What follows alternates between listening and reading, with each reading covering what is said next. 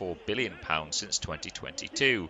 Speaking on this though, O'Neill said, "I've had 5 formal meetings so far, I've got 18 more this week and about the same next week. What's been really interesting is how you slice this. Is it one partner, maybe a big private equity firm, coming in for the full 300 million, or do you have 10 or 12 investors at 50 or 25 million? And finally, finishing in cricket, and Liam Livingstone fired an unbeaten 85 from just 31 deliveries as he guided Lancashire Lightning to a 7-wicket rain-affected win over Durham.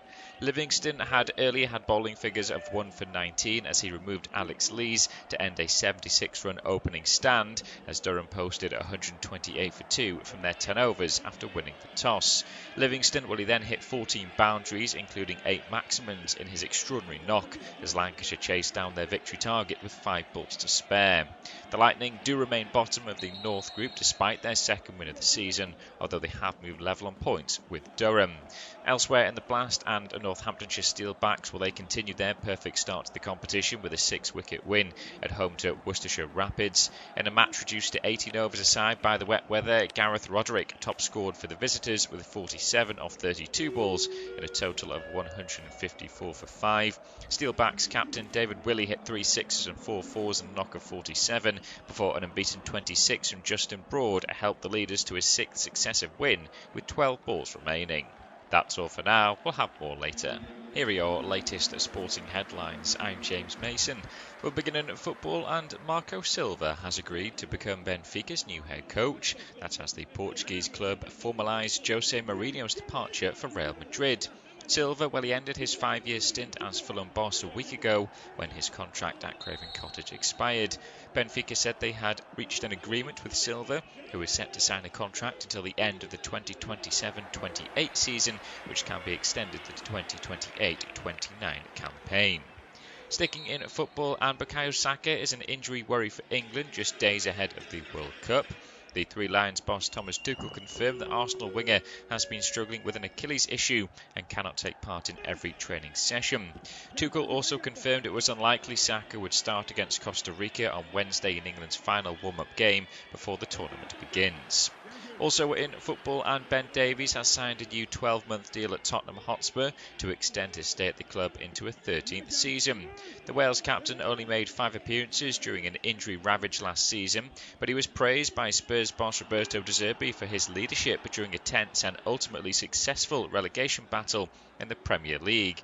Moving on to golf now, and at Live Golf, Chief Executive Scott O'Neill refused to be drawn on whether the league's remaining events of 2026 will take place, as he outlined the scramble for post-Saudi investment. O'Neill is seeking $300 million from outside backers to keep the breakaway circuit afloat. That's after Saudi Arabia's public investment fund announced plans to withdraw funding at the end of the year, having invested more than £4 billion since 2022. Speaking on this though, O'Neill said, "I've had 5 formal meetings so far, I've got 18 more this week and about the same next week. What's been really interesting is how you slice this. Is it one partner, maybe a big private equity firm, coming in for the full 300 million, or do you have 10 or 12 investors at 50 or 25 million? And finally, finishing in cricket, and Liam Livingstone fired an unbeaten 85 from just 31 deliveries as he guided Lancashire Lightning to a 7-wicket rain-affected win over Durham. Livingstone had earlier had bowling figures of 1 for 19 as he removed Alex Lees to end a 76-run opening stand, as Durham posted 128 for 2 from their 10 overs after winning the toss. Livingstone, he then hit 14 boundaries, including 8 maximums in his extraordinary knock, as Lancashire chased down their victory target with 5 balls to spare. The Lightning do remain bottom of the North Group despite their second win of the season, although they have moved level on points with Durham. Elsewhere in the Blast and Northamptonshire Steelbacks, they continued their perfect start to the competition with a 6-wicket win at home to Worcestershire Rapids. In a match reduced to 18 overs aside by the wet weather, Gareth Roderick top scored for the visitors with 47 off 32 balls in a total of 154 for 5. Steelbacks captain David Willey hit 3 sixes and 4 fours and a knock of 47 before an unbeaten 26 from Justin Broad helped the leaders to a 6th successive win with 12 balls remaining. That's all for now, we'll have more later. Here are your latest sporting headlines. I'm James Mason. We're beginning at football, and Marco Silva has agreed to become Benfica's new head coach. That's as the Portuguese club formalised Jose Mourinho's departure for Real Madrid. Silva, well, he ended his 5-year stint as Fulham boss a week ago when his contract at Craven Cottage expired. Benfica said they had reached an agreement with Silva, who is set to sign a contract until the end of the 2027-28 season, which can be extended to the 2028-29 campaign. Sticking in football, and Bukayo Saka is an injury worry for England just days ahead of the World Cup. The Three Lions boss Thomas Tuchel confirmed that Arsenal winger has been struggling with an Achilles issue and cannot take part in every training session. Tuchel also confirmed it was unlikely Saka would start against Costa Rica on Wednesday in England's final warm-up game before the tournament begins. Also in football, and Ben Davies has signed a new 12-month deal at Tottenham Hotspur to extend his stay at the club into a 13th season. The Wales captain only made 5 appearances during an injury-ravaged last season, but he was praised by Spurs boss Roberto De Zerbi for his leadership during a tense and ultimately successful relegation battle in the Premier League. Moving on to golf now, and at Live Golf, Chief Executive Scott O'Neill refused to be drawn on whether the league's remaining events of 2026 will take place, as he outlined the scramble for post-Saudi investment. O'Neill is seeking $300 million from outside backers to keep the breakaway circuit afloat. That's after Saudi Arabia's public investment fund announced plans to withdraw funding at the end of the year, having invested more than £4 billion since 2022.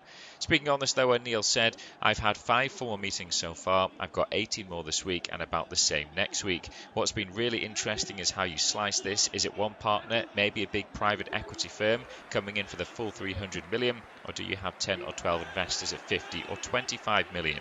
And finally, finishing in cricket, and Liam Livingstone fired an unbeaten 85 from just 31 deliveries as he guided Lancashire Lightning to a 7-wicket rain-affected win over Durham. Livingstone had earlier had bowling figures of 1 for 19 as he removed Alex Lees to end a 76-run opening stand, as Durham posted 128 for 2 from their 10 overs after winning the toss. Livingstone, well, he then hit 14 boundaries, including 8 maximums in his extraordinary knock, as Lancashire chased down their victory target with 5 balls to spare. The Lightning do remain bottom of the North Group despite their second win of the season, although they have moved level on points with Durham. Elsewhere in the Blast and Northamptonshire Steelbacks, well, they continued their perfect start to the competition with a 6-wicket win at home to Worcestershire Rapids. In a match reduced to 18 overs aside by the wet weather, Gareth Roderick top scored for the visitors with 47 off 32 balls in a total of 154 for 5. Steelbacks captain David Willey hit 3 sixes and 4 fours and a knock of 47 before an unbeaten 26 from Justin Broad helped the leaders to a 6th successive win with 12 balls remaining. That's all for now. We'll have more later. Here are your latest sporting headlines. I'm James Mason. We're beginning at football, and Marco Silva has agreed to become Benfica's new head coach. That's as the Portuguese club formalised Jose Mourinho's departure for Real Madrid. Silva, well, he ended his 5-year stint as Fulham boss a week ago when his contract at Craven Cottage expired. Benfica said they had reached an agreement with Silva, who is set to sign a contract until the end of the 2027-28 season, which can be extended to the 2028-29 campaign. Sticking in football, and Bukayo Saka is an injury worry for England just days ahead of the World Cup. The Three Lions boss Thomas Tuchel confirmed that Arsenal winger has been struggling with an Achilles issue and cannot take part in every training session. Tuchel also confirmed it was unlikely Saka would start against Costa Rica on Wednesday in England's final warm-up game before the tournament begins. Also in football, and Ben Davies has signed a new 12-month deal at Tottenham Hotspur to extend his stay at the club into a 13th season. The Wales captain only made 5 appearances during an injury-ravaged last season, but he was praised by Spurs boss Roberto De Zerbi for his leadership during a tense and ultimately successful relegation battle in the Premier League. Moving on to golf now, and at Live Golf, Chief Executive Scott O'Neill refused to be drawn on whether the league's remaining events of 2026 will take place, as he outlined the scramble for post-Saudi investment. O'Neill is seeking $300 million from outside backers to keep the breakaway circuit afloat. That's after Saudi Arabia's public investment fund announced plans to withdraw funding at the end of the year, having invested more than £4 billion since 2022. Speaking on this though, O'Neill said, "I've had 5 formal meetings so far, I've got 18 more this week and about the same next week. What's been really interesting is how you slice this. Is it one partner, maybe a big private equity firm, coming in for the full $300 million, or do you have 10 or 12 investors at 50 or 25 million? And finally finishing in cricket, and Liam Livingstone fired an unbeaten 85 from just 31 deliveries as he guided Lancashire Lightning to a 7-wicket rain-affected win over Durham. Livingstone had earlier had bowling figures of 1 for 19 as he removed Alex Lees to end a 76-run opening stand as Durham posted 128 for 2 from their 10 overs after winning the toss. Livingstone he then hit 14 boundaries, including 8 maximums in his extraordinary knock as Lancashire chased down their victory target with 5 balls to spare. The Lightning do remain bottom of the North Group despite their second win of the season, although they have moved level on points with Durham. Elsewhere in the Blast and Northamptonshire Steelbacks, they continued their perfect start to the competition with a 6-wicket win at home to Worcestershire Rapids. In a match reduced to 18 overs aside by the wet weather, Gareth Roderick top scored for the visitors with 47 off 32 balls in a total of 154 for 5. Steelbacks captain David Willey hit 3 sixes and 4 fours and a knock of 47 before an unbeaten 26 from Justin Broad helped the leaders to a 6th successive win with 12 balls remaining. That's all for now, we'll have more later. Here are your latest sporting headlines. I'm James Mason. We're beginning at football, and Marco Silva has agreed to become Benfica's new head coach. That's as the Portuguese club formalised Jose Mourinho's departure for Real Madrid. Silva, he ended his 5-year stint as Fulham boss a week ago when his contract at Craven Cottage expired. Benfica said they had reached an agreement with Silva, who is set to sign a contract until the end of the 2027-28 season, which can be extended to the 2028-29 campaign. Sticking in football, and Bukayo Saka is an injury worry for England just days ahead of the World Cup. The Three Lions boss Thomas Tuchel confirmed that Arsenal winger has been struggling with an Achilles issue and cannot take part in every training session. Tuchel also confirmed it was unlikely Saka would start against Costa Rica on Wednesday in England's final warm-up game before the tournament begins. Also in football, and Ben Davies has signed a new 12-month deal at Tottenham Hotspur to extend his stay at the club into a 13th season. The Wales captain only made 5 appearances during an injury-ravaged last season, but he was praised by Spurs boss Roberto De Zerbi for his leadership during a tense and ultimately successful relegation battle in the Premier League. Moving on to golf now, and at Live Golf, Chief Executive Scott O'Neill refused to be drawn on whether the league's remaining events of 2026 will take place, as he outlined the scramble for post-Saudi investment. O'Neill is seeking $300 million from outside backers to keep the breakaway circuit afloat. That's after Saudi Arabia's Public Investment Fund announced plans to withdraw funding at the end of the year, having invested more than £4 billion since 2022. Speaking on this though, O'Neill said, "I've had 5 formal meetings so far, I've got 80 more this week and about the same next week. What's been really interesting is how you slice this. Is it one partner, maybe a big private equity firm, coming in for the full 300 million, or do you have 10 or 12 investors at 50 or 25 million? And finally finishing in cricket, and Liam Livingstone fired an unbeaten 85 from just 31 deliveries as he guided Lancashire Lightning to a 7-wicket rain-affected win over Durham. Livingstone had earlier had bowling figures of 1 for 19 as he removed Alex Lees to end a 76-run opening stand as Durham posted 128 for 2 from their 10 overs after winning the toss. Livingstone he then hit 14 boundaries, including 8 maximums in his extraordinary knock as Lancashire chased down their victory target with 5 balls to spare. The Lightning do remain bottom of the North Group despite their second win of the season, although they have moved level on points with Durham. Elsewhere in the Blast and Northamptonshire Steelbacks, they continued their perfect start to the competition with a 6-wicket win at home to Worcestershire Rapids. In a match reduced to 18 overs aside by the wet weather, Gareth Roderick top scored for the visitors with 47 off 32 balls in a total of 154 for 5. Steelbacks captain David Willey hit 3 sixes and 4 fours and a knock of 47 before an unbeaten 26 from Justin Broad helped the leaders to a 6th successive win with 12 balls remaining. That's all for now, we'll have more later. Here are your latest sporting headlines. I'm James Mason. We're beginning at football, and Marco Silva has agreed to become Benfica's new head coach. That's as the Portuguese club formalised Jose Mourinho's departure for Real Madrid. Silva, he ended his 5-year stint as Fulham boss a week ago when his contract at Craven Cottage expired. Benfica said they had reached an agreement with Silva, who is set to sign a contract until the end of the 2027-28 season, which can be extended to the 2028-29 campaign. Sticking in football, and Bukayo Saka is an injury worry for England just days ahead of the World Cup. The Three Lions boss Thomas Tuchel confirmed that Arsenal winger has been struggling with an Achilles issue and cannot take part in every training session. Tuchel also confirmed it was unlikely Saka would start against Costa Rica on Wednesday in England's final warm-up game before the tournament begins. Also in football, and Ben Davies has signed a new 12-month deal at Tottenham Hotspur to extend his stay at the club into a 13th season. The Wales captain only made 5 appearances during an injury-ravaged last season, but he was praised by Spurs boss Roberto De Zerbi for his leadership during a tense and ultimately successful relegation battle in the Premier League. Moving on to golf now, and at Live Golf, Chief Executive Scott O'Neill refused to be drawn on whether the league's remaining events of 2026 will take place, as he outlined the scramble for post-Saudi investment.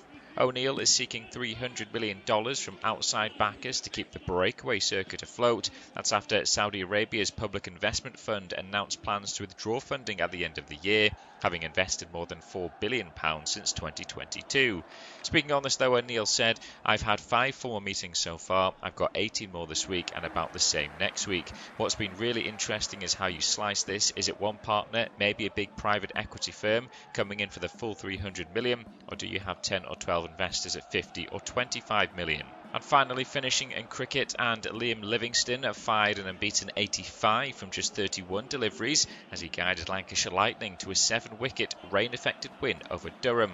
Livingstone had earlier had bowling figures of 1 for 19 as he removed Alex Lees to end a 76-run opening stand, as Durham posted 128 for 2 from their 10 overs after winning the toss. Livingstone he then hit 14 boundaries, including 8 maximums in his extraordinary knock, as Lancashire chased down their victory target with 5 balls to spare. The Lightning do remain bottom of the North Group despite their second win of the season, although they have moved level on points with Durham. Elsewhere in the Blast and Northamptonshire Steelbacks, they continued their perfect start to the competition with a 6-wicket win at home to Worcestershire Rapids. In a match reduced to 18 overs aside by the wet weather, Gareth Roderick top scored for the visitors with 47 off 32 balls in a total of 154 for 5. Steelbacks captain David Willey hit 3 sixes and 4 fours and a knock of 47 before an unbeaten 26 from Justin Broad helped the leaders to a 6th successive win with 12 balls remaining. That's all for now, we'll have more later. Here are your latest sporting headlines. I'm James Mason. We're beginning at football, and Marco Silva has agreed to become Benfica's new head coach. That's as the Portuguese club formalised Jose Mourinho's departure for Real Madrid. Silva, he ended his 5-year stint as Fulham boss a week ago when his contract at Craven Cottage expired. Benfica said they had reached an agreement with Silva, who is set to sign a contract until the end of the 2027-28 season, which can be extended to the 2028-29 campaign. Sticking in football, and Bukayo Saka is an injury worry for England just days ahead of the World Cup. The Three Lions boss Thomas Tuchel confirmed that Arsenal winger has been struggling with an Achilles issue and cannot take part in every training session. Tuchel also confirmed it was unlikely Saka would start against Costa Rica on Wednesday in England's final warm-up game before the tournament begins. Also in football, and Ben Davies has signed a new 12-month deal at Tottenham Hotspur to extend his stay at the club into a 13th season. The Wales captain only made 5 appearances during an injury-ravaged last season, but he was praised by Spurs boss Roberto De Zerbi for his leadership during a tense and ultimately successful relegation battle in the Premier League. Moving on to golf now, and at Live Golf, Chief Executive Scott O'Neill refused to be drawn on whether the league's remaining events of 2026 will take place, as he outlined the scramble for post-Saudi investment. O'Neill is seeking $300 million from outside backers to keep the breakaway circuit afloat. That's after Saudi Arabia's public investment fund announced plans to withdraw funding at the end of the year, having invested more than £4 billion since 2022. Speaking on this though, O'Neill said, "I've had 5 formal meetings so far, I've got 18 more this week and about the same next week. What's been really interesting is how you slice this. Is it one partner, maybe a big private equity firm, coming in for the full 300 million, or do you have 10 or 12 investors at 50 or 25 million? And finally finishing in cricket, and Liam Livingstone fired an unbeaten 85 from just 31 deliveries as he guided Lancashire Lightning to a 7-wicket rain-affected win over Durham. Livingstone had earlier had bowling figures of 1 for 19 as he removed Alex Lees to end a 76-run opening stand as Durham posted 128 for 2 from their 10 overs after winning the toss. Livingstone he then hit 14 boundaries, including 8 maximums in his extraordinary knock as Lancashire chased down their victory target with 5 balls to spare. The Lightning do remain bottom of the North Group despite their second win of the season, although they have moved level on points with Durham. Elsewhere in the Blast and Northamptonshire Steelbacks, they continued their perfect start to the competition with a 6-wicket win at home to Worcestershire Rapids. In a match reduced to 18 overs aside by the wet weather, Gareth Roderick top scored for the visitors with 47 off 32 balls and a total of 154 for 5. Steelbacks captain David Willey hit 3 sixes and 4 fours and a knock of 47 before an unbeaten 26 from Justin Broad helped the leaders to his 6th successive win with 12 balls remaining. That's all for now. We'll have more later. Here are your latest sporting headlines. I'm James Mason.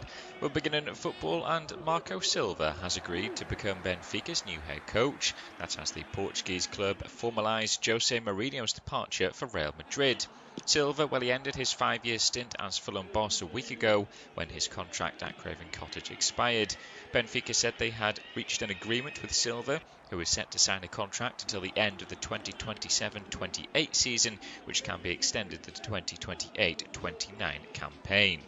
Sticking in football, and Bukayo Saka is an injury worry for England just days ahead of the World Cup.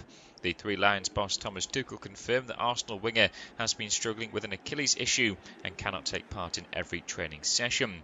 Tuchel also confirmed it was unlikely Saka would start against Costa Rica on Wednesday in England's final warm-up game before the tournament begins.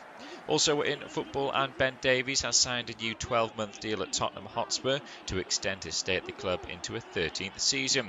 The Wales captain only made 5 appearances during an injury-ravaged last season, but he was praised by Spurs boss Roberto De Zerbi for his leadership during a tense and ultimately successful relegation battle in the Premier League. Moving on to golf now, and at Live Golf, Chief Executive Scott O'Neill refused to be drawn on whether the league's remaining events of 2026 will take place, as he outlined the scramble for post-Saudi investment. O'Neill is seeking $300 million from outside backers to keep the breakaway circuit afloat. That's after Saudi Arabia's Public Investment Fund announced plans to withdraw funding at the end of the year, having invested more than £4 billion since 2022. Speaking on this though, O'Neill said, "I've had 5 formal meetings so far, I've got 18 more this week and about the same next week. What's been really interesting is how you slice this. Is it one partner, maybe a big private equity firm, coming in for the full $300 million, or do you have 10 or 12 investors at 50 or 25 million? And finally finishing in cricket, and Liam Livingstone fired an unbeaten 85 from just 31 deliveries as he guided Lancashire Lightning to a 7-wicket rain-affected win over Durham. Livingstone had earlier had bowling figures of 1 for 19 as he removed Alex Lees to end a 76-run opening stand as Durham posted 128 for 2 from their 10 overs after winning the toss. Livingstone he then hit 14 boundaries, including 8 maximums in his extraordinary knock as Lancashire chased down their victory target with 5 balls to spare. The Lightning do remain bottom of the North Group despite their second win of the season, although they have moved level on points with Durham.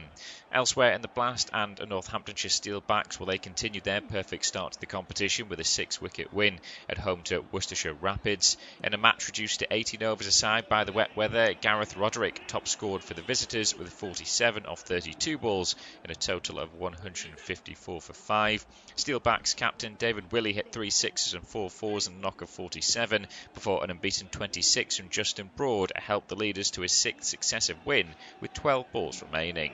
That's all for now. We'll have more later. Here are your latest sporting headlines. I'm James Mason. We're beginning at football, and Marco Silva has agreed to become Benfica's new head coach. That's as the Portuguese club formalised Jose Mourinho's departure for Real Madrid. Silva, he ended his 5-year stint as Fulham boss a week ago when his contract at Craven Cottage expired. Benfica said they had reached an agreement with Silva, who is set to sign a contract until the end of the 2027-28 season, which can be extended to the 2028-29 campaign. Sticking in football, and Bukayo Saka is an injury worry for England just days ahead of the World Cup. The Three Lions boss Thomas Tuchel confirmed that Arsenal winger has been struggling with an Achilles issue and cannot take part in every training session. Tuchel also confirmed it was unlikely Saka would start against Costa Rica on Wednesday in England's final warm-up game before the tournament begins. Also in football, and Ben Davies has signed a new 12-month deal at Tottenham Hotspur to extend his stay at the club into a 13th season. The Wales captain only made 5 appearances during an injury-ravaged last season, but he was praised by Spurs boss Roberto De Zerbi for his leadership during a tense and ultimately successful relegation battle in the Premier League. Moving on to golf now, and at Live Golf, Chief Executive Scott O'Neill refused to be drawn on whether the league's remaining events of 2026 will take place, as he outlined the scramble for post-Saudi investment.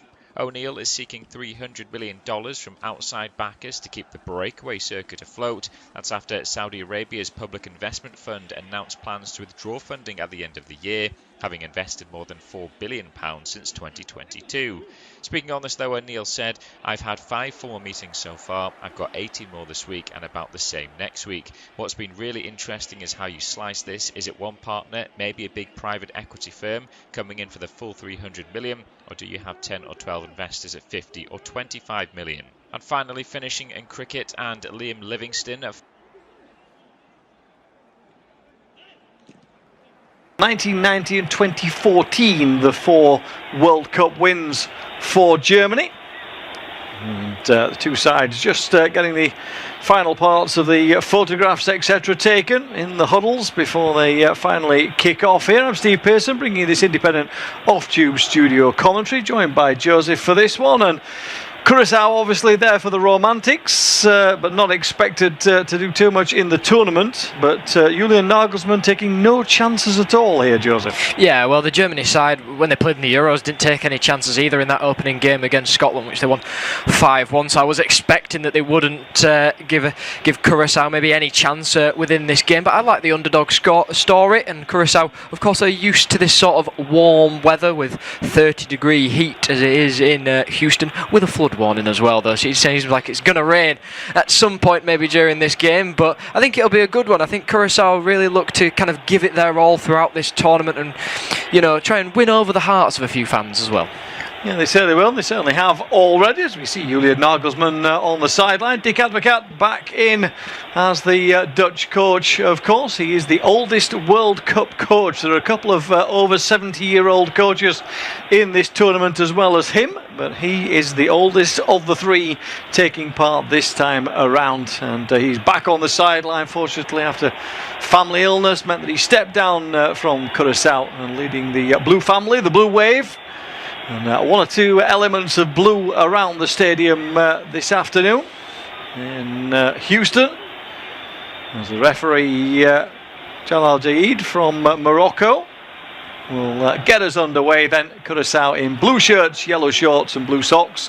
Germany in their usual white and black, with a kind of echo back to 1 or 2 old World Cup kits that they've had before, with the other colours of the German flag across the chest. On this occasion, it's Germany onto the attack. Musiala picks up possession, long way from goal, needs a bit of support, surrounded by blue shirts. Tries to play a ball out on this right-hand side. Kimmich goes down under the challenge. It will be, I think, a free kick. Juninho Bacuna was the man who came across to make the tackle. Just trying to see if the referee... No, I think he got the ball, actually, to be fair to him.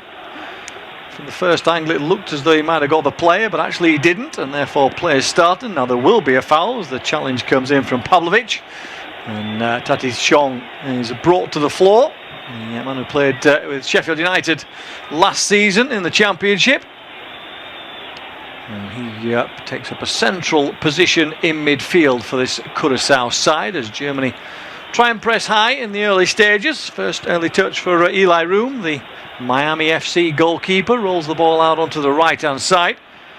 And Bazoa will try and clear long downfield. He does so, a little bit overhit, but the header away drops to Chong again in midfield, who stumbles as he tries to pick up possession, and Germany are quickly onto it. Florian Wirtz tries to play a first-time ball through, looking for Sané down the right-hand side. Doesn't make it though, but Germany do win it back and will recycle with Pavlovic, who sits at the base of that midfield, just in front of the back 2.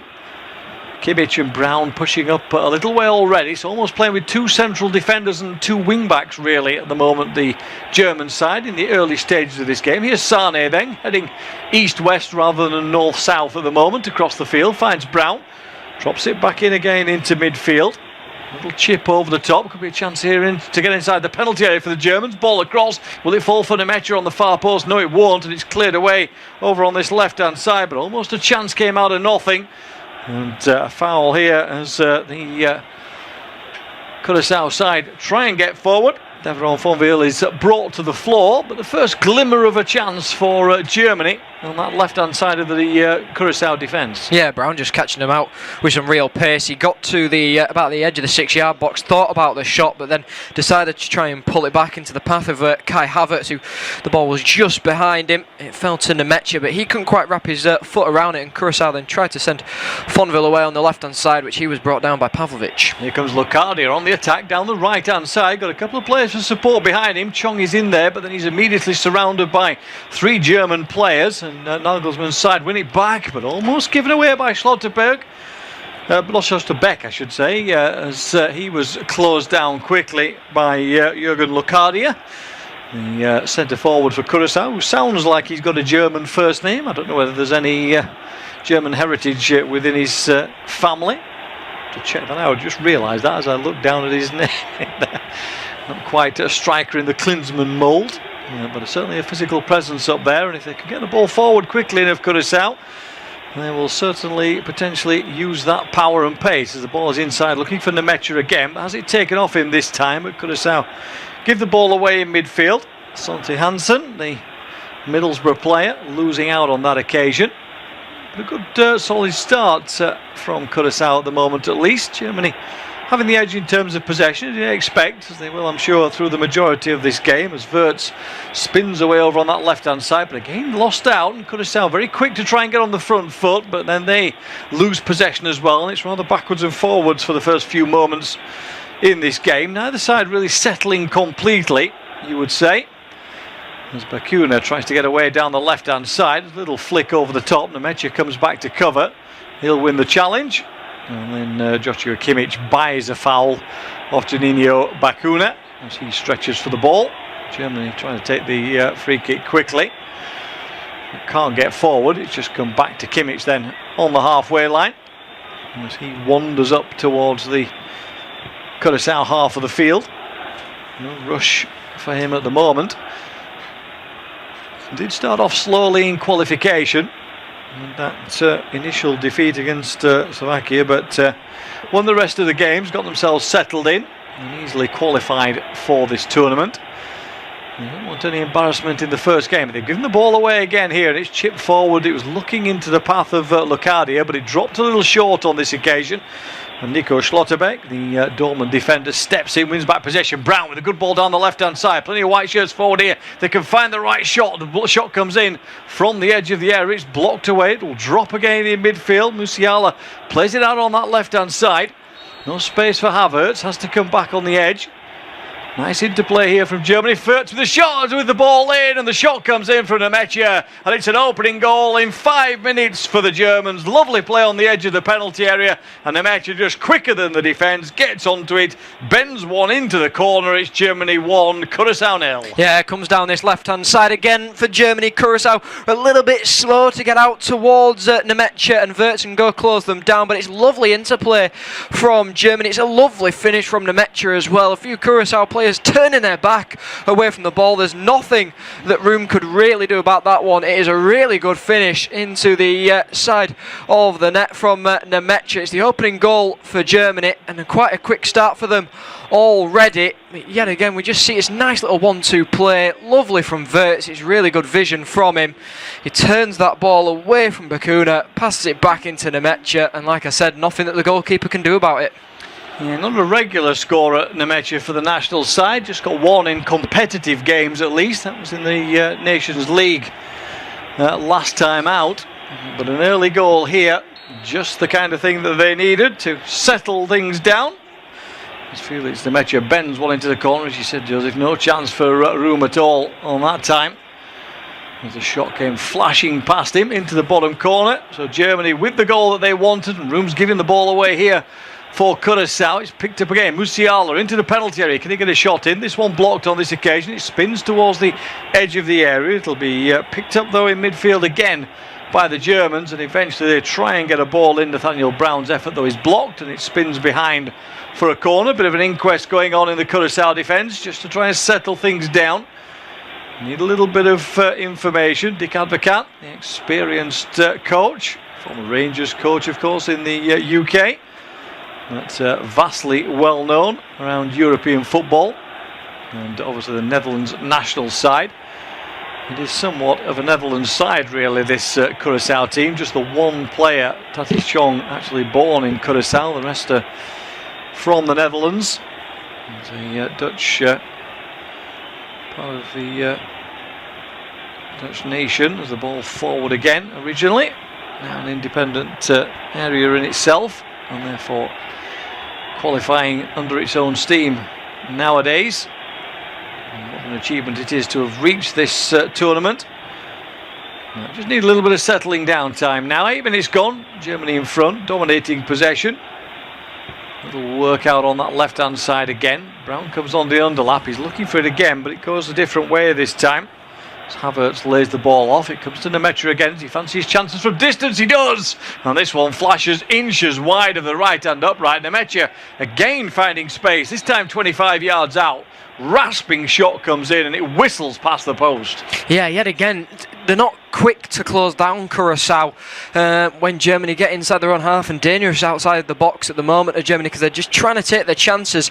And you could see Room there, as soon as that shot went wide of the post, he was up onto his feet screaming at his defenders. Why nobody closed down Musiala, and why nobody closed down Nemecha either? And Nemecha, well, he's got confidence building inside of him from the first goal, which is brilliantly put away from him. Used the defender to his advantage to whip it round him, and then he nearly used the defender again there to block out Room from seeing the ball and tried to whip it past the defender again. It went wide of the post, but Germany are just looking very, very dangerous. I thought Curaçao might have to hang on for 15, 20 minutes or so, but at the moment Germany are giving them what for really, and Curaçao are just having to sit back and defend. Yeah, not surprisingly, the game going as you probably would have expected in that sense, but Curaçao, when they get possession, trying to break quickly. Of course, at least one or two headaches for this German defence, but at the moment they hit the white shirted wall around about 10 yards inside the German half most of the time, and that's enough to block as the ball forward here by Jonathan Tah. Worked out from Brown again onto that left hand side. It's rather behind Wirtz, but he manages to get possession, cuts inside onto his right foot, tries to thread it through to Havertz, but it's cleared away as far as Wirtz again. Brown wants it on the left hand side. Wirtz goes inside to Musiala. He tries the back heel, which rather fortunately falls back to the Liverpool man just outside the area. Eventually his shot is charged down and Tatis Chong will have it. And again he pushes it down the left looking for Juninho Bacuna, but ball taken away from him. Germany trying to work across midfield. That will be a free kick. In fact, referee allows play to continue because the Germans were in possession. Sane it was who was brought down. The referee quite rightly waving play on as Kimmich has it. Rolls it onto that left hand side. Joshua Kimmich, the only man on this pitch with his shirt tucked in his shorts. As the ball forward again in towards the penalty area. Sane trying to get room for the shot, just ends up with too many defenders around him. He claims it should have been a corner off the defender, but the referee was in a good position to see and gives the goal kick. But 10 minutes gone, Germany 1, Curaçao 0. And another chance this time for Sane. Yeah, it comes from Musiala again, who's onside. Sane as well onside, and yeah, Sane just doesn't know exactly what foot to use. He kind of wants to go with the right, double backs onto the left, and then tries the shot. It was actually blocked out by Musiala, and then Bazot came in, and it did take the last touch off of him. Looking at the replay, but I don't think Leroy Sané could see because actually Musiala was somewhat blocking his sight of view onto the goal. He certainly was, and this time Eloy Room takes a little bit of time to take the goal kick, as long as he's allowed to really, by Jalal Jaid, our referee this afternoon. He eventually plays the ball downfield, trying to give his side a little bit of a break here. So obviously they're chasing shadows a little bit at times with this German team. Forward comes Brown again down the left hand side. Havertz in that kind of almost false 9 role where he'll just drift wherever he's needed upfield. and somebody else will slot in behind him, usually Musiala.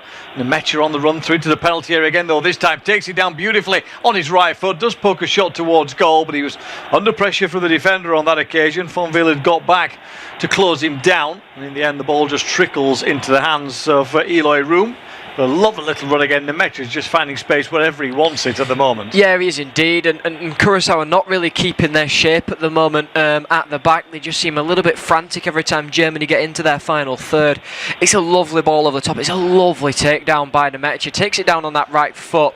Tries to hit it on the left, but instead hits it on the outside of the boot of the right. Yet again, using the defender to his advantage, though. The goalkeeper, yet again, being blocked off by his defenders. And Nemecha just tries to sweep it round. And in the end he couldn't quite get there, but it's one of them that if it comes off, Room can't see yet again the ball coming towards him until the very last second, and we've just seen it on the referee cam there. You know, it's very clear to see that Room actually couldn't see that ball at all until it was too late, which is, you know, he had no chance of diving at that point. Yeah, I'm not sure he would have saved it anyway. Looking at that referee cam replay, it nestled just inside the post, almost kissed the inside of the upright as it nestled into the side netting on the inside of the goal. Lovely finish from Nemecha, could not have put it in a better place, and that's the goal that separates the two sides in the early stages of this game. Germany in possession again on the halfway line here as Tar comes forward. He's closed down by Juninho Bacuna again. Ball worked out on that left hand side.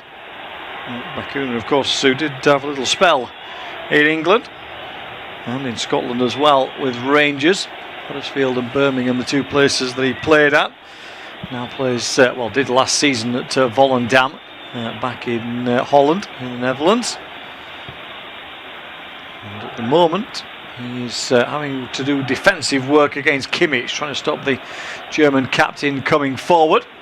Just a reminder, Manuel Neuer is playing, although you wouldn't know it. He's now played as many World Cups as Lothar Matthäus, two of them above everybody else. As here comes Wirtz again towards the corner of the penalty area, tries a shot. Keeper dives across, but a little bit wide this time. Couldn't bend it into that area, into the far corner where Nemecha scored his goal, but Florian Wirtz, another one starting to find a lot of space. Yeah, indeed, comes down the left-hand side again, cuts inside, just not enough curve onto the ball, but they're taking the shots from outside the edge of the area here. You can see the confidence within the Germany side, and of course Florian Wirtz scored an opener in the Euros against Scotland. He was the first one to get onto the score sheet, along with Musiala and Kai Havertz, who are both playing, of course, from the start of this game. Here comes Juninho Bacuna again on this left-hand side. Oh, he's rather unfortunate that time. It comes off his heel as Sane comes back to tackle him. And the ball goes out of play for a throw-in to Germany. But a rare excursion into the attacking third of the field, at least, for the CONCACAF Confederation side. Ball cleared long downfield, looking towards Locadia, former Brighton player, now playing in Miami. As the ball worked across for Neuer to get a first touch, I think, of the game. Just plays the ball with the instep of his right foot across field. 15 minutes gone. Germany leading by a goal to nil. Totally dominating possession, as you'd expect in this game. No great surprise there as Sane threads one through again. Nemecha round the back of the defence, tries to pull it back on the edge of the area, but too many blue shirts around this time, and Curaçao able to tidy up. Have to be careful here on the edge of the own box, but they do really well as Leandro Bacuna tries to play a long ball up over that right hand side, but Schlotterbeck had read it. Big defender got across quickly on that occasion in front of Sonti Hansen. And therefore Germany had it back, but you could see the outlet there potentially with Hansen. He pulled away on that right hand side, knowing that Brown has gone forward playing like a right wing back, so there is potentially a little bit of space in behind the two fullbacks if they can find it. Yeah, there is indeed, but it's heavy touches from Curaçao at the moment, which are leading Germany straight back onto the ball, but he needs a little bit more support as well up top from Locadia. He just needs to kind of pull alongside him, kind of stay in the middle, because then it gives Tar another thing to look at, of rather than looking at Hansen, it gives him the opportunity to look at Locadia as well, and then Locadia can maybe make that run round the back and give Hansen that sort of option, but at the moment Curaçao are having to do a lot more defending than they'd probably like to. Here's Havertz in possession again, drops in, finds Tar, everybody in blue behind the ball, 40 yards away from their own goal. Nemecha, rather heavy touch this time, but he Manages to win back possession. It's worked out to Kimmich. Tries to roll the ball on towards the edge of the area. It's blocked by Juninho Bacuna. Ball forward towards Sane. Quickly closed down. That seemed to come off the German winger last. And out of play for a Curaçao throw-in. So a little bit of breathing space. 75% of the possession inside the first 15 minutes is with the German side. Curaçao XG, not surprisingly, is 0 at the moment because they haven't had an attack yet. But they will get a free kick here. Foul on Locadia by Tar. So a free kick to Curaçao just inside the German half. They'll play it across field rather than forward on this occasion. Lazoa with a rare touch with the ball at his feet rather than his head. Pushed out onto that right hand side, but there's no space to get it forward. Foranas wanted it downfield, but didn't have an option, and so Curaçao forced all the way back to their goalkeeper. Played in the MLS for a couple of clubs as Room. Started with Columbus Crew in the US before moving to Miami. And he plays the ball out onto this left-hand side, which forced back in by Fonville. They're always looking for Chong in those central areas. He tries to flick it square. Referee, though, has given a foul for the challenge on Tatis Chong. Felix Nemecha not in agreement necessarily with the Moroccan official, but seemed to...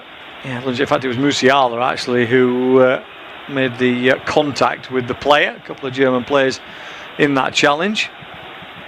And the camera focused in on Nemecha, who was discussing the matter with the referee, but he wasn't the villain of the piece in the end. There's the ball back again towards Bazoa. Comes up towards the halfway line. Little ball into the feet of Comenencia. But again, they just can't find a way out from their own half, Curaçao. Obviously, as the game goes on, danger is, Joseph, that they start to run out a bit of steam chasing the ball all the time. But to be fair, at the moment, they are keeping themselves strongly. We'll come back to that in a moment in terms of the where they are. Comenencia comes down the right-hand side. 3 shirts to him and in the centre. Nobody's closing him down on that right-hand side. Ball chipped into the area for Chong. He pushes it onto Lucardi, who thinks about a first-time volley. Rolls it instead to the edge of the box. Musiala comes back with a challenge. Shot comes in from distance, but it's way over the crossbar on this occasion. As the strike came in from Leandro Bacuna, another man who plied his trade in England. But on that occasion, had plenty of room for a shot. It was worth an effort, but just couldn't keep it down. Yeah, he couldn't. That ball needed to be whipped in a little bit sooner, though. Plenty of players to aim at. Locadia at the back stick seemed like the likely option, but just took a little bit too long. It instead aimed for Chong, who just tried to flick it on to Locadia, who then tried to get his shot away. But you know, it's quick from Germany. Of course, it will be. They're going to try as soon as anybody gets the ball around the edge of the box, just close them down. They did automatically there with Locadia. They didn't with Bacuna. He was a little bit out of their reach for them. Yeah, Wirtz puts a ball into the area, massively too long though this time. He was looking for Havertz, but got that all wrong really. Florian Wirtz, who's had a very positive start to the game, however. 20 minutes on the clock. Germany 1, Curaçao 0. Nemecha's goal on 5 minutes. As Manuel Neuer appears on our screens, he at least had to take a goal kick, if nothing else, in this first 20 minutes. That's all he's had to do, apart from one back pass that he quickly played across his penalty area. Other than that, the 40-year-old now goalkeeper has had a very quiet start to his World Cup, as he would have expected, of course, in this game. And the foul here on Nemecha, and you get the feeling, Joseph, that Curaçao are just starting to... I'm not suggesting they're on the front foot or dominating the game, but they're starting to settle down a little bit now. Yeah, they are indeed. Germany have taken a little bit of the pace off, but here come Curaçao again. Comenencia into the penalty area. Ball breaks away. Locadia maybe should have taken the shot. Comenencia with a strike. Oh, it's deflected in! And Curaçao have the equaliser. Comenencia onto the edge of the penalty area. Gambled with the shot from the edge of the box. Delirium from the blue wave as it's Germany 1, Curaçao 1. Hey, you didn't see that coming for Germany, but it's the quick counter-attack for Curaçao. It's a lovely ball onto that right-hand side for Hansen, who just pulls it back for Locadia. He couldn't quite get his shot away. He sees that Chong is to his just behind him, tries to lay it off actually into the path of Chong. Instead, Comenencia comes in, says to Chong, leave it. He takes the strike, and I think it comes off of Jonathan Tah in the end and goes and flies into the back of the net. Manuel Neuer dived down to his right hand side. He guessed the right way of where it was going to go, but Comenencia, it was the deflection from Tah. He's not offside, is Hansen. It's poor really from Schlotterbeck, who tries to get his foot onto it. He does well to get it back actually, but then Comenencia just with the strike, and it is Tah who it deflects off of. I think Neuer gets a hand to it. We'll see from the back here. He does. He gets fingertips onto it, but it flies into the net with that much power. And it's the start that maybe Curaçao wanted. Just in a replay from behind the goal, I think it's actually Kimmich that it flicks off. Yeah, as you say, Tah flung himself across, and it looked from one angle like it had come off the bottom of his foot, but I think it might have just nipped off the ankle of Kimmich as the ball forward again down this left-hand side. De Locadia into the penalty area. Off he goes into the box. He goes down under a challenge, but there's no foul there at all. And in fact, I think the flag's up anyway on the far side. And the referee just having a word with Locadia. I think Jalal thinks that's a little bit of a dive on this occasion from Locadia. There was a bit of contact, but nothing that would lead to a penalty from Jonathan Tah. In fact, he kind of pulls out of the challenge really in the end. Yeah, he does indeed. He sees the ball's kind of rolling out of play. Locadia didn't have many people to try and aim at inside of the box, so he had to try and go it alone. I would have maybe liked to see him take that shot a little bit sooner, but instead he doesn't. Yes, we have the hydration break now, 22 and a half minutes, indoor stadium, so not really a point of this, but anyway, it will be a break, and probably a good break for Julian Nagelsmann. Seem to have a lot of goals just before the hydration break. It seems to be happening quite a lot so far in this World Cup, as we're basically, let's be honest, playing four quarters now in this tournament. But that will be the opportunity. You see the Curaçao fans are on the big screens inside the stadium.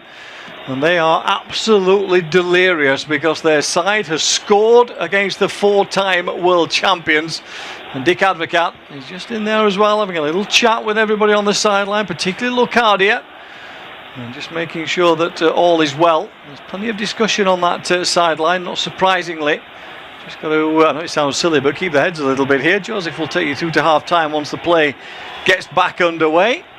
In our independent off-tube studio commentary, and there's some grim faces, Joseph, inside that little German huddle at the moment. They have been brought round by Julian Nagelsmann, and he is laying down the law a little bit to his side. Probably feels that after a very strong first 15 minutes, they have, slipped off the accelerator a little bit here. He's gone red in the face. I don't know if he's shouted at them or he's just got a little bit of sunburn, but he's very, very red in the face, Julian Nagelsmann. And for me, Germany actually, they got that first goal and the play kind of slowed down for them. It almost looked like they kind of lifted their foot off the accelerator a little bit and put on the brakes. And they tried to get a few shots away. Okay, they had the shots with Nemecha and Wirtz coming in. They've had a total of 8 so far, only 2 on target. But for me, it was almost like they were trying to relax against Curaçao a little bit. And Curaçao then just saw this and on the quick counter got the goal. Yeah, Comenencia then with the goal that separates two sides, that brings things level. I'm getting overexcited now as you see the referee view. Referee was right behind Comenencia when he took the shot. You see it again. Yeah, it is just off the knee actually of Kimmich as we see the replay. Tah was flinging himself across to try and make the block. Couldn't quite get there. And the former Juve under-23 player is the one who has scored the goal then that brings the two sides level. Did play for the Netherlands at youth level, but went back to his heritage country of Curaçao to take forward his international career, and he has scored the first goal for his country in a World Cup. 25 minutes then are on the clock because we've had the hydration break. Germany 1, Curaçao 1, and Joseph will take you through to half-time. Yeah, it will be a goal kick then for Manuel Neuer, which he takes into the path of his defender in Schlotterbeck, and he just plays a simple one. To Jonathan Tah then. Of course, he has been playing in Zurich as Comenencia. Not scored any goals for them, played 24 times. He's only scored 3 goals in his career. Those were at Juventus, 2 of them in the under-23s and 1 of them in young PSV as well. As here come Germany then with Tah. He's trying to find Nemecha. He's blocked out though. Sane picks it up in midfield. He's got to be careful. 3 players surrounding him. He's done well to get the ball out towards Schlotterbeck. Musiala flicks it through the legs of Bakuna. And then on to Nemecha onto his right hand side. And Musiala makes the run again. Bakuna is up against him. Doing really well is Bakuna there. But Musiala with lovely feet there to get around. And I think he's won himself a free kick as well. Down by the corner flag for the challenge by Bakuna, but lovely footwork there from Musiala. 2 players around him, and he managed to get away from both of them.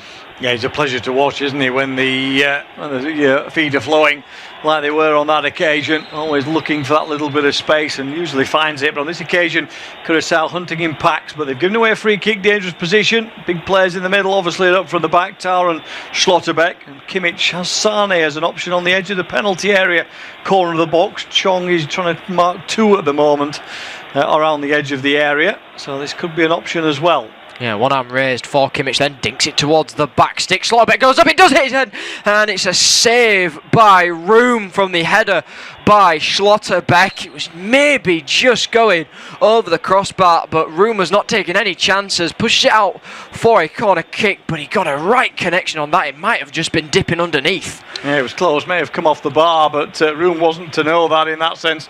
He was forced into the save. Fortunately, plenty of power on it and right at the goalkeeper in terms of above him, and therefore he's able to make the save. But it's a smart stop from Eloy Room, who's made a couple of more regulation saves so far. Referee having a chat with the 2 number 23s as Bazoa and Nemecha are brought together by the Moroccan official. But we're now ready for the corner from this right hand side, which Sane will take.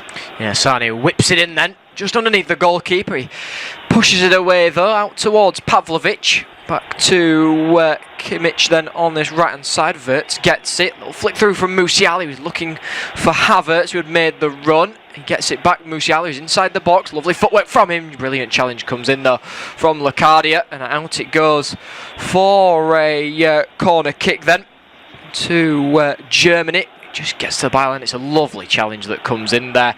Not much that Musiala could do about that one, but Germany yet again, you can see them now that Curaçao have got this goal, but they're coming at Germany are coming at Curaçao now. This one's corners high. Schlotterbeck gets his head to it. He tries to push it back across to the 6-yard box, and it goes out for a throw in, I think, this time.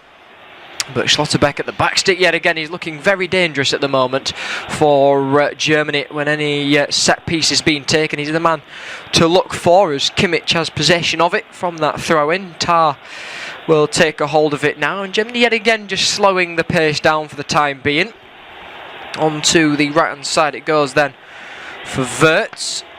Wirtz who's switched on to this right hand side now onto Kimmich. Kimmich through to Nemecha. Musiala picks it up just on the edge of the area. Plays it out to Wirtz on the right hand side. Heavy touch from him. Manages to keep it in play though. Lovely little footwork from Wirtz as well. Drops both of the Curaçao players onto the floor. Sane picks it up. Sees his play on the edge of the box. Strike comes in, and it's deflected away though by Comenencia. It was Pavlovic who tried his luck from distance, but it will go out now for another corner kick to Germany. Yeah, it did look like Room had got it covered. We haven't seen a replay behind it. He was diving across behind the defender, but they'd left Pavlovic on the edge of the area. You know, they're trying to condense into the box so there's no ball through and not much space, those little 1-2s around the edge of the area. But on that occasion, they just left a bit of a gap on the edge of the box. Very solid strike from Pavlovic, but as you say, just too many blue shirts in between him and the goal, really. Another corner kick then, and Schlotterbeck at the moment just seems a little bit unmarked at that back stick. Comenencia is the man who's watching him very closely though at the moment as they get set to take the corner kick with Kimmich then. He'll put it in high towards the back stick, and it's away by Comenencia. And out towards the left-hand side. Fonville has it, sends it down this left-hand side, looking for the run. Chong's gone in behind. Man to the right-hand side. If he sees him, no, he tries to pass it back towards Hansen. He's made the wrong mistake there. Well, a mistake at the back here from Germany, and Chong has nearly got a hold of this ball. It's good defending, though, in the end by Germany, by Pavlovic, and away it goes towards Schlotterbeck on the left-hand side. But Germany still not clearing their lines, just on the edge of the area. Wirtz now has possession of it. Wirtz onto the right hand side it goes for Musiala, who breaks away through the middle but can't quite get there. Gets his pass deflected onto Chong then. turns away. Fonville's there, tries to flick it through the legs, though, of Nemecha. Doesn't work out for him in the end, and Germany yet again picking up the ball. Nemecha turns away nicely from Comanencia. Back with Nemecha now. Vert will have it, slowing play down yet again. Germany, as soon as they get into the Curaçao half, they slow it down, and then when they get into that final third, it seems to just pick up for them a little bit. Yeah, they're trying to use the change of pace, aren't they? So slow it down.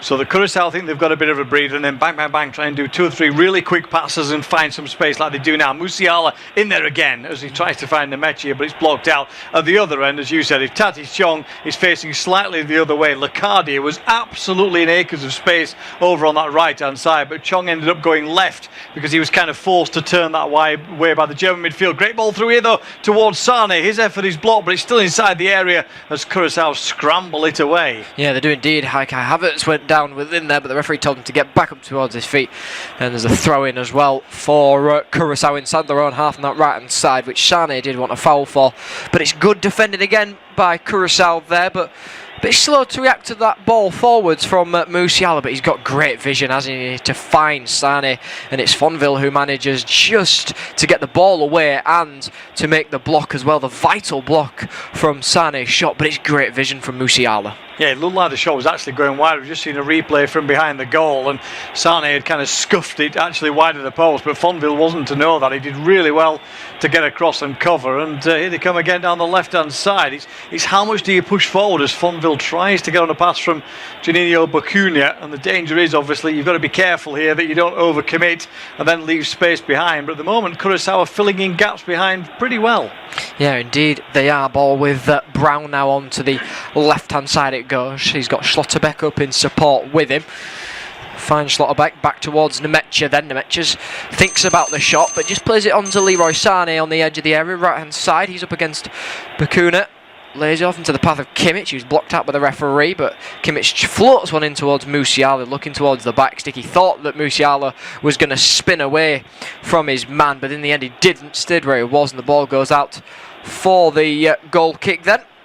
For Curaçao, we've seen Schlotterbeck's header. It's a brilliant save from Room, who's had plenty to do with inside this first half. Yeah, but he's not been forced into a lot of saves, has he, actually? There's been 1 or 2 blocks in front of him. He's had a couple of fairly simple saves. That one, looking at the replay, I said it might have touched the crossbar. It may have just kissed the underside of the crossbar, I think, looking at the replay, but would probably have nestled into the back of the net had he not got his fingers to it.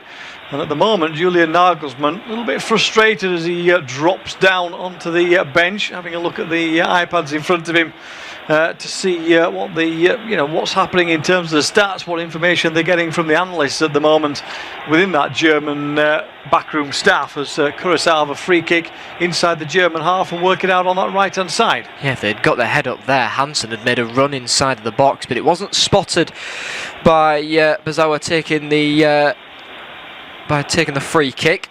Ball is now with Bacuna. Leandro Bacuna just plays it into the path of Fonville. Gets it back at the moment. Not much pressure coming from Germany, just Musiala and Havertz kind of floating around there. Ball to Locadia. He's looking for a few options, finds Chong.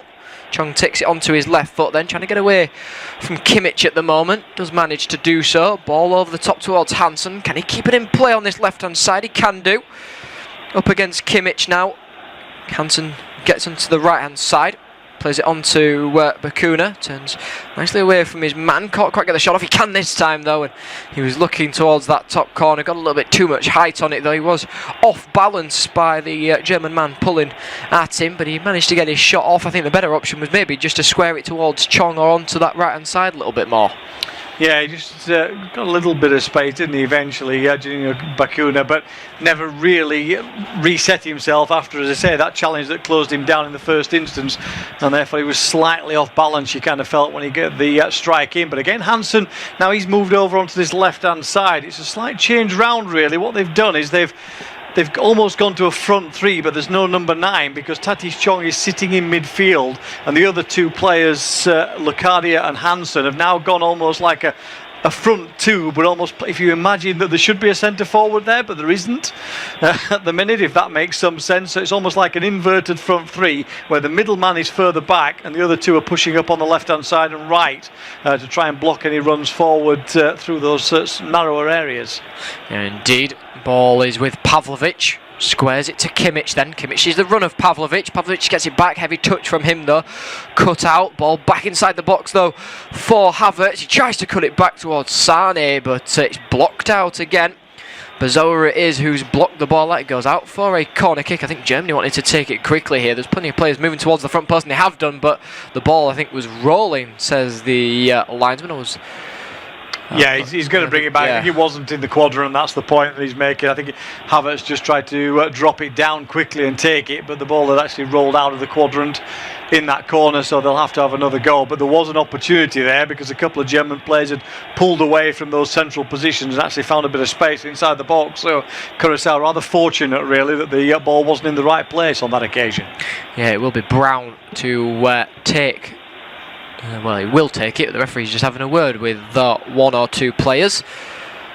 Obispo, it looks like, is one that's been dragged towards the referee. So is Musiala. Floranus, actually, it is, who's having a talking to by the referee. A little bit of pushing and shoving, it seems to be towards the goalkeeper within there by Musiala. But Brown will now be able to take his corner kick, then fluts it in. Header comes in, it's into the back of the net there. It's Schlotterbeck who has got the second for Germany. Unmarked, made a dashing run just outside of the 6-yard box and flicked the ball in towards the far post. Nothing that Room could do, neither the Curaçao players on the line could get that one cleared. I said he was a danger man from set pieces for Germany, and he's got a free header there, something that Curaçao may have to work on. Yeah, the set piece hasn't been great, has it, defensively so far for this Curaçao side. And that time Schlotterbeck, who's largely been at the far post, did get the header in early on that was well saved by Room, but this time he makes the run all the way across the penalty area.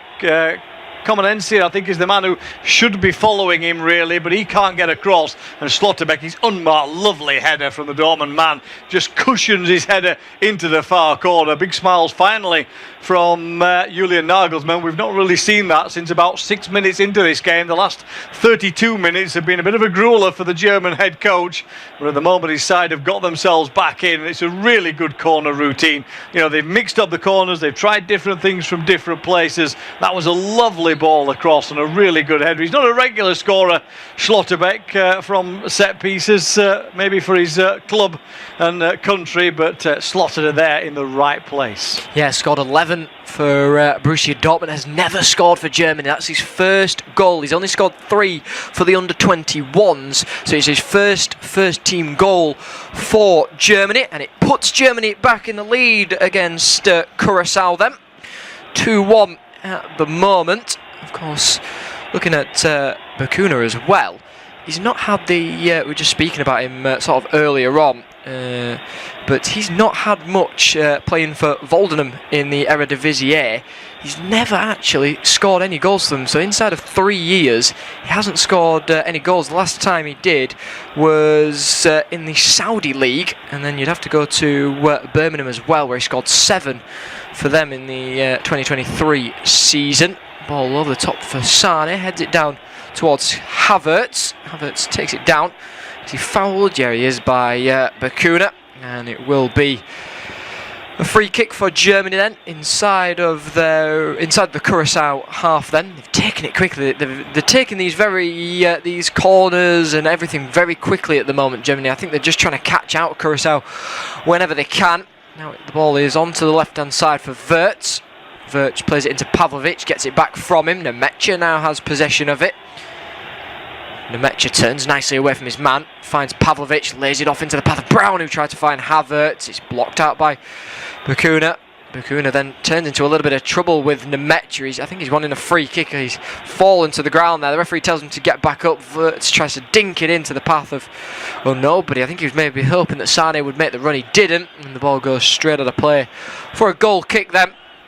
Linesman telling Sane to get back up towards his feet, and a goal kick for Curaçao then, and maybe Curaçao just trying to get one before half time, maybe trying to put up the pace a little bit now that Germany have got a goal. Yeah, again, it's like we said, it's how much do you gamble, isn't it, in this game, because you don't want to leave gaps at the back, but you've got to be careful in terms of the balls forward and then finding yourself with spaces further back.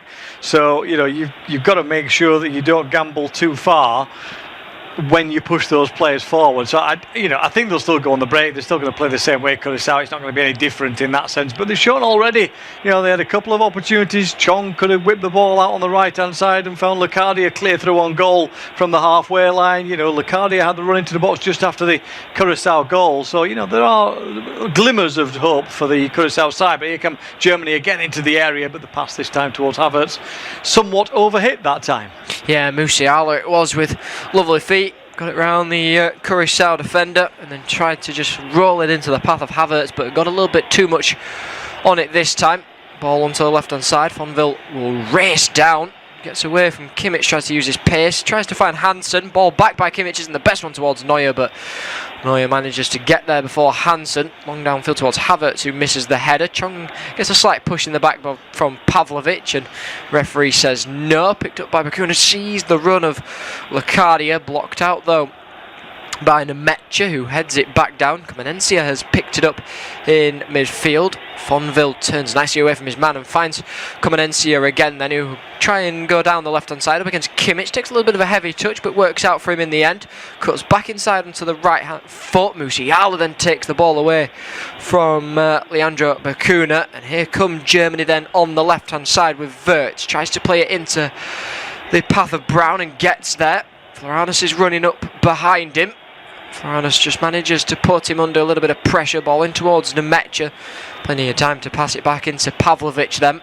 Ball into the left hand side for Wirtz. Cuts inside to the right foot. Can't quite get the shot away. Pavlovic now has it. Rolls it into the path of Kimmich. Kimmich onto Nemetcha, and it's just down and slowed the pace down by Germany now. Left hand side, Wirtz. Wirtz goes alone, tries to flick it past Floranus, but it does take a touch off of the right back and goes out of play for a corner kick for Germany then, which Wirtz is looking like he'll be the taker of, not Kimmich this time. So Wirtz gets ready. Schlotterbeck is just hanging around the penalty spot this time. Comenencia sticking a little bit close to him, closer than he was the first time. Ball not been taken as of yet, it's been switched actually. Kimmich is now going to be the corner taker as Wirtz kind of walks away from it, so the captain will take it for Germany. He's waiting for his players to be set. Swings it in high towards the back stick. Schlotterbeck gets his head down towards it. Comes off of Comenencia and goes out for another Germany corner kick, but yet again Comenencia not sticking close towards him, just seems to kind of peel away from him and then seems to be somewhat in the right spot when the ball comes in from Schlotterbeck's head. Yeah, Schlotterbeck's there all the time though, isn't he, at the moment? He's winning every single header inside the penalty area. There's nobody in this Curaçao side. They've tried 2 or 3 different players following. They're doing a little bit of zonal marker as well inside the 6-yard box, but nobody at the moment can beat him in the air if that's where the ball's aimed at. It's not there every single time, they're mixing it up a little bit, the Germans, but they have that weapon as Brown puts this one in. Yeah, he does indeed. This time a little bit too close to the goalkeeper, punches it away, and then Hansen clears downfield, only towards Kimmich though, who takes it down and flicks it over the head of Locadia into the path of Musiala. He's up against Floranus then, 1-on-1. Turns away from him nicely, cuts inside that left foot, tries to get the ball back across towards Nemetcha, who then tries to fire across, falls to Sane, ball back in, is blocked by Bakuna. Header comes in from Havertz, he's hurt his head on that one, and the ball is finally cleared by Curaçao up towards Hansen, who's battling well but finds Wirtz, who shoves him to the ground, and it goes out of play for a Germany throw in then on that right hand side. And we'll just see that again. We'll have 4 minutes of additional time. It was Pavlovic with the strike, and Bakuna there has got to be careful that wasn't a handball. His hand kind of went down towards it a little bit. Yeah, he just managed to pull his hand away actually, didn't he, as the ball came off his upper thigh and spun away on this occasion. We just get the feeling at the moment Curaçao just feeling the pace a little bit. Now the half is coming to an end. They're just struggling to pick up some of the runners. Foranas again left on his own, one-on-one. That's not the way that they want to be out wide, this Curaçao side, and they almost profited from it, the Germans, into the penalty area. But again, just so many bodies in that box to make the block. Yeah, Sane flicks away from a few challengers before finding Hansen. Now with Bakuna, goes downfield towards Chong. He's up against Tar, tries to go around the outside of him, does Chong. Has the ball been kept in field? It has been. Germany thought it hadn't been, and the ball is on to the right hand side now for the goal scorer Comenencia. Will he fancy his chances from long distance? He won't. He did think about it, but goes towards the left hand side now for Hansen. Hansen cuts inside into the right foot, tries to draw a low driven ball, but it takes a deflection and falls into Neuer. And a few of the players now issuing their things towards the referee, saying, did it go out of play? The referee said play on. It didn't. Now the ball is with Havertz into the path of Pavlovic. Musiala tries to flick it onto Havertz. He might have been offside, but doesn't matter. Curaçao have the ball and back towards their goalkeeper then. In Room, who launched it long. Locadia feels like he's been elbowed into the back of the head by Schlotterbeck, but he's back up towards his feet almost instantly. Not happy at that one. Needs to get on with the game though, as Germany come forward with Wirtz into Havertz. Wirtz gets it back on the edge of the area, left hand side. Comenencia and Floranus are up against him. Ball inside the box is a nice one from Brown, and Nemecha goes down underneath the challenge. It's hashed away, but I think the referee, he's pointed to the penalty spot. VAR will of course have a look at it. Yeah, but Nemecha there seems to have gone down to the ground. Bazoa can't believe it. It was him who made the challenge, but Nemecha and Germany have a penalty. Yeah, he certainly pointed to the spot. The Moroccan official, Jalil Jaid, was adamant that it is a penalty. There didn't seem to be a great deal of contact onto Nemecha. Let's have another look. Bazoa does catch him. Yeah, actually, when you see the replay from the other side, it's a trailing leg. I'll be honest with you, I'm not sure it's quite enough to bring him over, but it's certainly not going to be ruled out there on that occasion. There is contact, absolutely, with Nemecha. Maybe makes the most of it inside the box, but yeah, it is a penalty. Once it's given, that's not going to be overturned, and it will be the opportunity for Germany to extend their lead just before half-time. It will be indeed, as I think it's Kimmich who will take this penalty then. Leandro Bakuna will have something to say. Actually, I think it's Havertz, who of course did score from the penalty spot in their 5-1 victory over Scotland in the Euros at the start in their first game. So can he do it again? Can he get another opening goal, this time at the World Cup, from the penalty spot? Of course, he also did get an assist in that game. Maybe he gets an assist in this one as well later on, but we'll have to see. The referee just speaking to Room at the moment, just letting him know. As Havertz will take his time, just thinking about where to place this one then. Curaçao fans taking deep breaths, Germany fans holding their breaths, seeing if this one goes in to the back of the net then from Kai Havertz. It'll be a left-footed one. The referee blows his whistle then. Havertz, deep breath from him. Short run up. Havertz into the back of the net it goes, left-hand side, sends the goalkeeper the wrong way, and he scores from the penalty spot in an opening game. Yet again does Kai Havertz. Germany 3, Curaçao 1 from the challenge by Bazoa on Nemecha, and Curaçao fans are shaking their heads, but it's a good penalty from Kai Havertz. Yeah, just run out of steam, as he said, as this first half has gone on. If there's one thing that needs taking out of football, it's stuttering run-ups from players. Once you start running, you should have to run straight up to the ball and take it. Really annoys me from a goalkeeping point of view. But anyway, Havertz steps up, does the little shimmy, stops, sees slightly where the goalkeeper shifts his weight, obviously going to the left-hand side, clear. Room sells himself there on that occasion, already going to his left, and Havertz just rolls it into the other corner. It's a good penalty. I just wish penalty takers had to run up and put it in the net in one movement, but there we go, that's just my pet hate. We've played the full 4 minutes of additional time within this first half then, and the Germany bench and the Germany fans very happy that that penalty had gone into the back of the net by Kai Havertz then. And the referee has actually blown for half-time. Then, well, Curaçao managed to get back into it with an equaliser from Comenencia, but since then Germany have put on the accelerator, and Curaçao not really getting out of their own half. So at the break, it is Germany 3, Curaçao 1.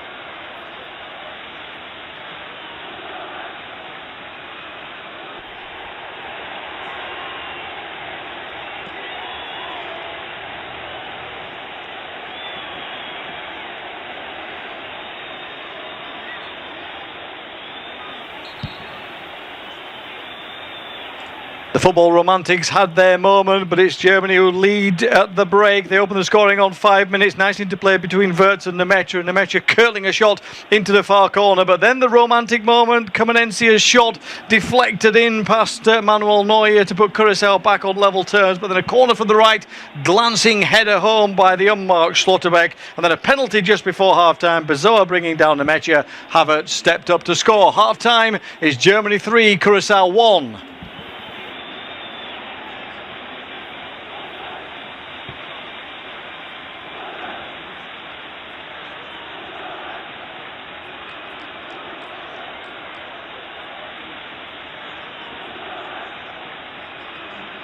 The football romantics had their moment, but it's Germany who lead at the break. They open the scoring on 5 minutes. Nice interplay between Wirtz and Nemecha curling a shot into the far corner. But then the romantic moment, Comenencia's shot deflected in past Manuel Neuer to put Curaçao back on level terms. But then a corner from the right, glancing header home by the unmarked Schlotterbeck. And then a penalty just before half-time. Bezoa bringing down Nemecha. Havertz stepped up to score. Half-time is Germany 3, Curaçao 1.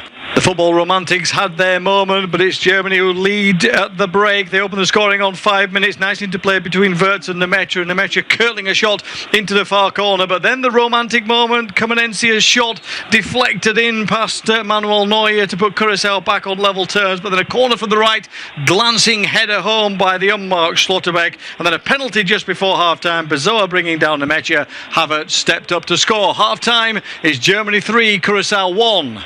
The football romantics had their moment, but it's Germany who lead at the break. They open the scoring on 5 minutes. Nice interplay between Wirtz and Nemecha curling a shot into the far corner. But then the romantic moment, Comenencia's shot deflected in past Manuel Neuer to put Curaçao back on level terms. But then a corner from the right, glancing header home by the unmarked Schlotterbeck. And then a penalty just before half-time. Bezoa bringing down Nemecha. Havertz stepped up to score. Half-time is Germany 3, Curaçao 1.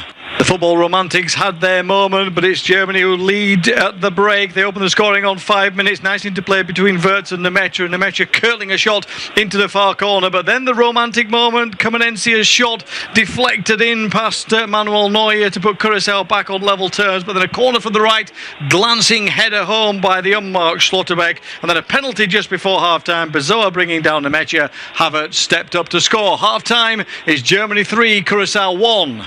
The football romantics had their moment, but it's Germany who lead at the break. They open the scoring on 5 minutes. Nice interplay between Wirtz and Nemecha curling a shot into the far corner. But then the romantic moment, Comenencia's shot deflected in past Manuel Neuer to put Curaçao back on level terms. But then a corner from the right, glancing header home by the unmarked Schlotterbeck. And then a penalty just before half-time. Bezoa bringing down Nemecha. Havertz stepped up to score. Half-time is Germany 3, Curaçao 1. The football romantics had their moment, but it's Germany who lead at the break. They open the scoring on 5 minutes. Nice interplay between Wirtz and Nemecha curling a shot into the far corner. But then the romantic moment, Comenencia's shot deflected in past Manuel Neuer to put Curaçao back on level terms. But then a corner from the right, glancing header home by the unmarked Schlotterbeck. And then a penalty just before half-time. Bezoa bringing down Nemecha. Havertz stepped up to score. Half-time is Germany 3, Curaçao 1. The football romantics had their moment, but it's Germany who lead at the break. They open the scoring on 5 minutes. Nice interplay between Wirtz and Nemecha. Nemecha curling a shot into the far corner, but then the romantic moment. Kamenencia's shot deflected in past Manuel Neuer to put Curaçao back on level terms, but then a corner from the right, glancing header home by the unmarked Schlotterbeck, and then a penalty just before half-time. Bezoa bringing down Nemecha. Havertz stepped up to score. Half-time is Germany 3, Curaçao 1. The football romantics had their moment, but it's Germany who lead at the break. They open the scoring on 5 minutes. Nice interplay between Wirtz and Nemecha. Nemecha curling a shot into the far corner, but then the romantic moment. Kamenencia's shot deflected in past Manuel Neuer to put Curaçao back on level terms, but then a corner from the right, glancing header home by the unmarked Schlotterbeck, and then a penalty just before half-time. Bezoa bringing down Nemecha. Havertz stepped up to score. Half-time is Germany 3, Curaçao 1.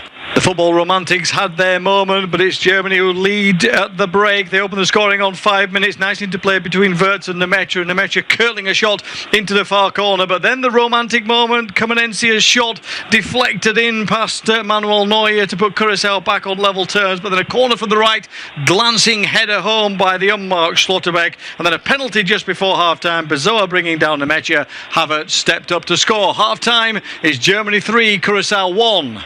The football romantics had their moment, but it's Germany who lead at the break. They open the scoring on 5 minutes. Nice interplay between Wirtz and Nemecha. Nemecha curling a shot into the far corner, but then the romantic moment. Kamenencia's shot deflected in past Manuel Neuer to put Curaçao back on level terms, but then a corner from the right, glancing header home by the unmarked Schlotterbeck, and then a penalty just before half-time. Bezoa bringing down Nemecha. Havertz stepped up to score. Half-time is Germany 3, Curaçao 1.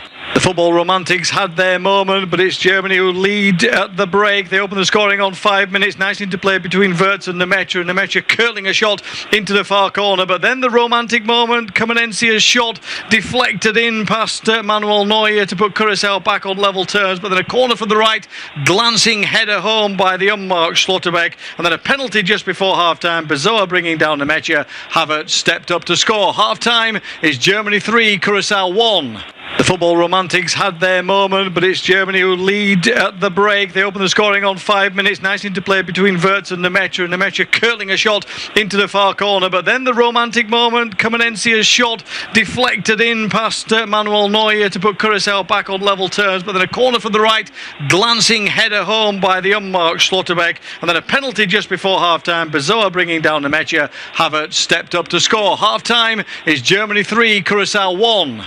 The football romantics had their moment, but it's Germany who lead at the break. They open the scoring on 5 minutes. Nice interplay between Wirtz and Nemecha. Nemecha curling a shot into the far corner, but then the romantic moment. Kamenencia's shot deflected in past Manuel Neuer to put Curaçao back on level terms, but then a corner from the right, glancing header home by the unmarked Schlotterbeck, and then a penalty just before half-time. Bezoa bringing down Nemecha. Havertz stepped up to score. Half-time is Germany 3, Curaçao 1. The football romantics had their moment, but it's Germany who lead at the break. They open the scoring on 5 minutes. Nice interplay between Wirtz and Nemecha. Nemecha curling a shot into the far corner, but then the romantic moment. Kamenencia's shot deflected in past Manuel Neuer to put Curaçao back on level terms, but then a corner from the right, glancing header home by the unmarked Schlotterbeck, and then a penalty just before half-time. Bezoa bringing down Nemecha. Havertz stepped up to score. Half-time is Germany 3, Curaçao 1. The football romantics had their moment, but it's Germany who lead at the break. They open the scoring on 5 minutes. Nice interplay between Wirtz and Nemecha. Nemecha curling a shot into the far corner, but then the romantic moment. Kamenencia's shot deflected in past Manuel Neuer to put Curaçao back on level terms, but then a corner from the right, glancing header home by the unmarked Schlotterbeck, and then a penalty just before half-time. Bezoa bringing down Nemecha. Havertz stepped up to score. Half-time is Germany 3, Curaçao 1. The football romantics had their moment, but it's Germany who lead at the break. They open the scoring on 5 minutes. Nice interplay between Wirtz and Nemecha. Nemecha curling a shot into the far corner, but then the romantic moment. Kamenencia's shot deflected in past Manuel Neuer to put Curaçao back on level terms, but then a corner from the right, glancing header home by the unmarked Schlotterbeck, and then a penalty just before half-time. Bezoa bringing down Nemecha. Havertz stepped up to score. Half-time is Germany 3, Curaçao 1. The football romantics had their moment, but it's Germany who lead at the break. They open the scoring on 5 minutes. Nice interplay between Wirtz and Nemecha curling a shot into the far corner. But then the romantic moment, Kamenencia's shot deflected in past Manuel Neuer to put Curaçao back on level terms. But then a corner from the right, glancing header home by the unmarked Schlotterbeck. And then a penalty just before half-time. Bezoa bringing down Nemecha. Havertz stepped up to score. Half-time is Germany 3, Curaçao 1. The football romantics had their moment, but it's Germany who lead at the break. They open the scoring on 5 minutes. Nice interplay between Wirtz and Nemecha curling a shot into the far corner. But then the romantic moment, Kamenencia's shot deflected in past Manuel Neuer to put Curaçao back on level terms. But then a corner from the right, glancing header home by the unmarked Schlotterbeck. And then a penalty just before half-time. Bezoa bringing down Nemecha. Havertz stepped up to score. Half-time is Germany 3, Curaçao 1. The football romantics had their moment, but it's Germany who lead at the break. They open the scoring on 5 minutes. Nice interplay between Wirtz and Nemecha curling a shot into the far corner. But then the romantic moment, Kamenencia's shot deflected in past Manuel Neuer to put Curaçao back on level terms. But then a corner from the right, glancing header home by the unmarked Schlotterbeck. And then a penalty just before half-time. Bezoa bringing down Nemecha. Havertz stepped up to score. Half-time is Germany 3, Curaçao 1. The football romantics had their moment, but it's Germany who lead at the break. They open the scoring on 5 minutes. Nice interplay between Wirtz and Nemecha curling a shot into the far corner. But then the romantic moment, Kamenencia's shot deflected in past Manuel Neuer to put Curaçao back on level terms. But then a corner from the right, glancing header home by the unmarked Schlotterbeck. And then a penalty just before half-time. Bezoa bringing down Nemecha. Havertz stepped up to score. Half-time is Germany 3, Curaçao 1. The football romantics had their moment, but it's Germany who lead at the break. They open the scoring on 5 minutes. Nice interplay between Wirtz and Nemecha curling a shot into the far corner. But then the romantic moment, Kamenencia's shot deflected in past Manuel Neuer to put Curaçao back on level terms. But then a corner from the right, glancing header home by the unmarked Schlotterbeck. And then a penalty just before half-time. Bezoa bringing down Nemecha. Havertz stepped up to score. Half-time is Germany 3, Curaçao 1. The football romantics had their moment, but it's Germany who lead at the break. They open the scoring on 5 minutes. Nice interplay between Wirtz and Nemecha curling a shot into the far corner. But then the romantic moment, Kamenencia's shot deflected in past Manuel Neuer to put Curaçao back on level terms. But then a corner from the right, glancing header home by the unmarked Schlotterbeck. And then a penalty just before half-time. Bezoa bringing down Nemecha. Havertz stepped up to score. Half-time is Germany 3, Curaçao 1.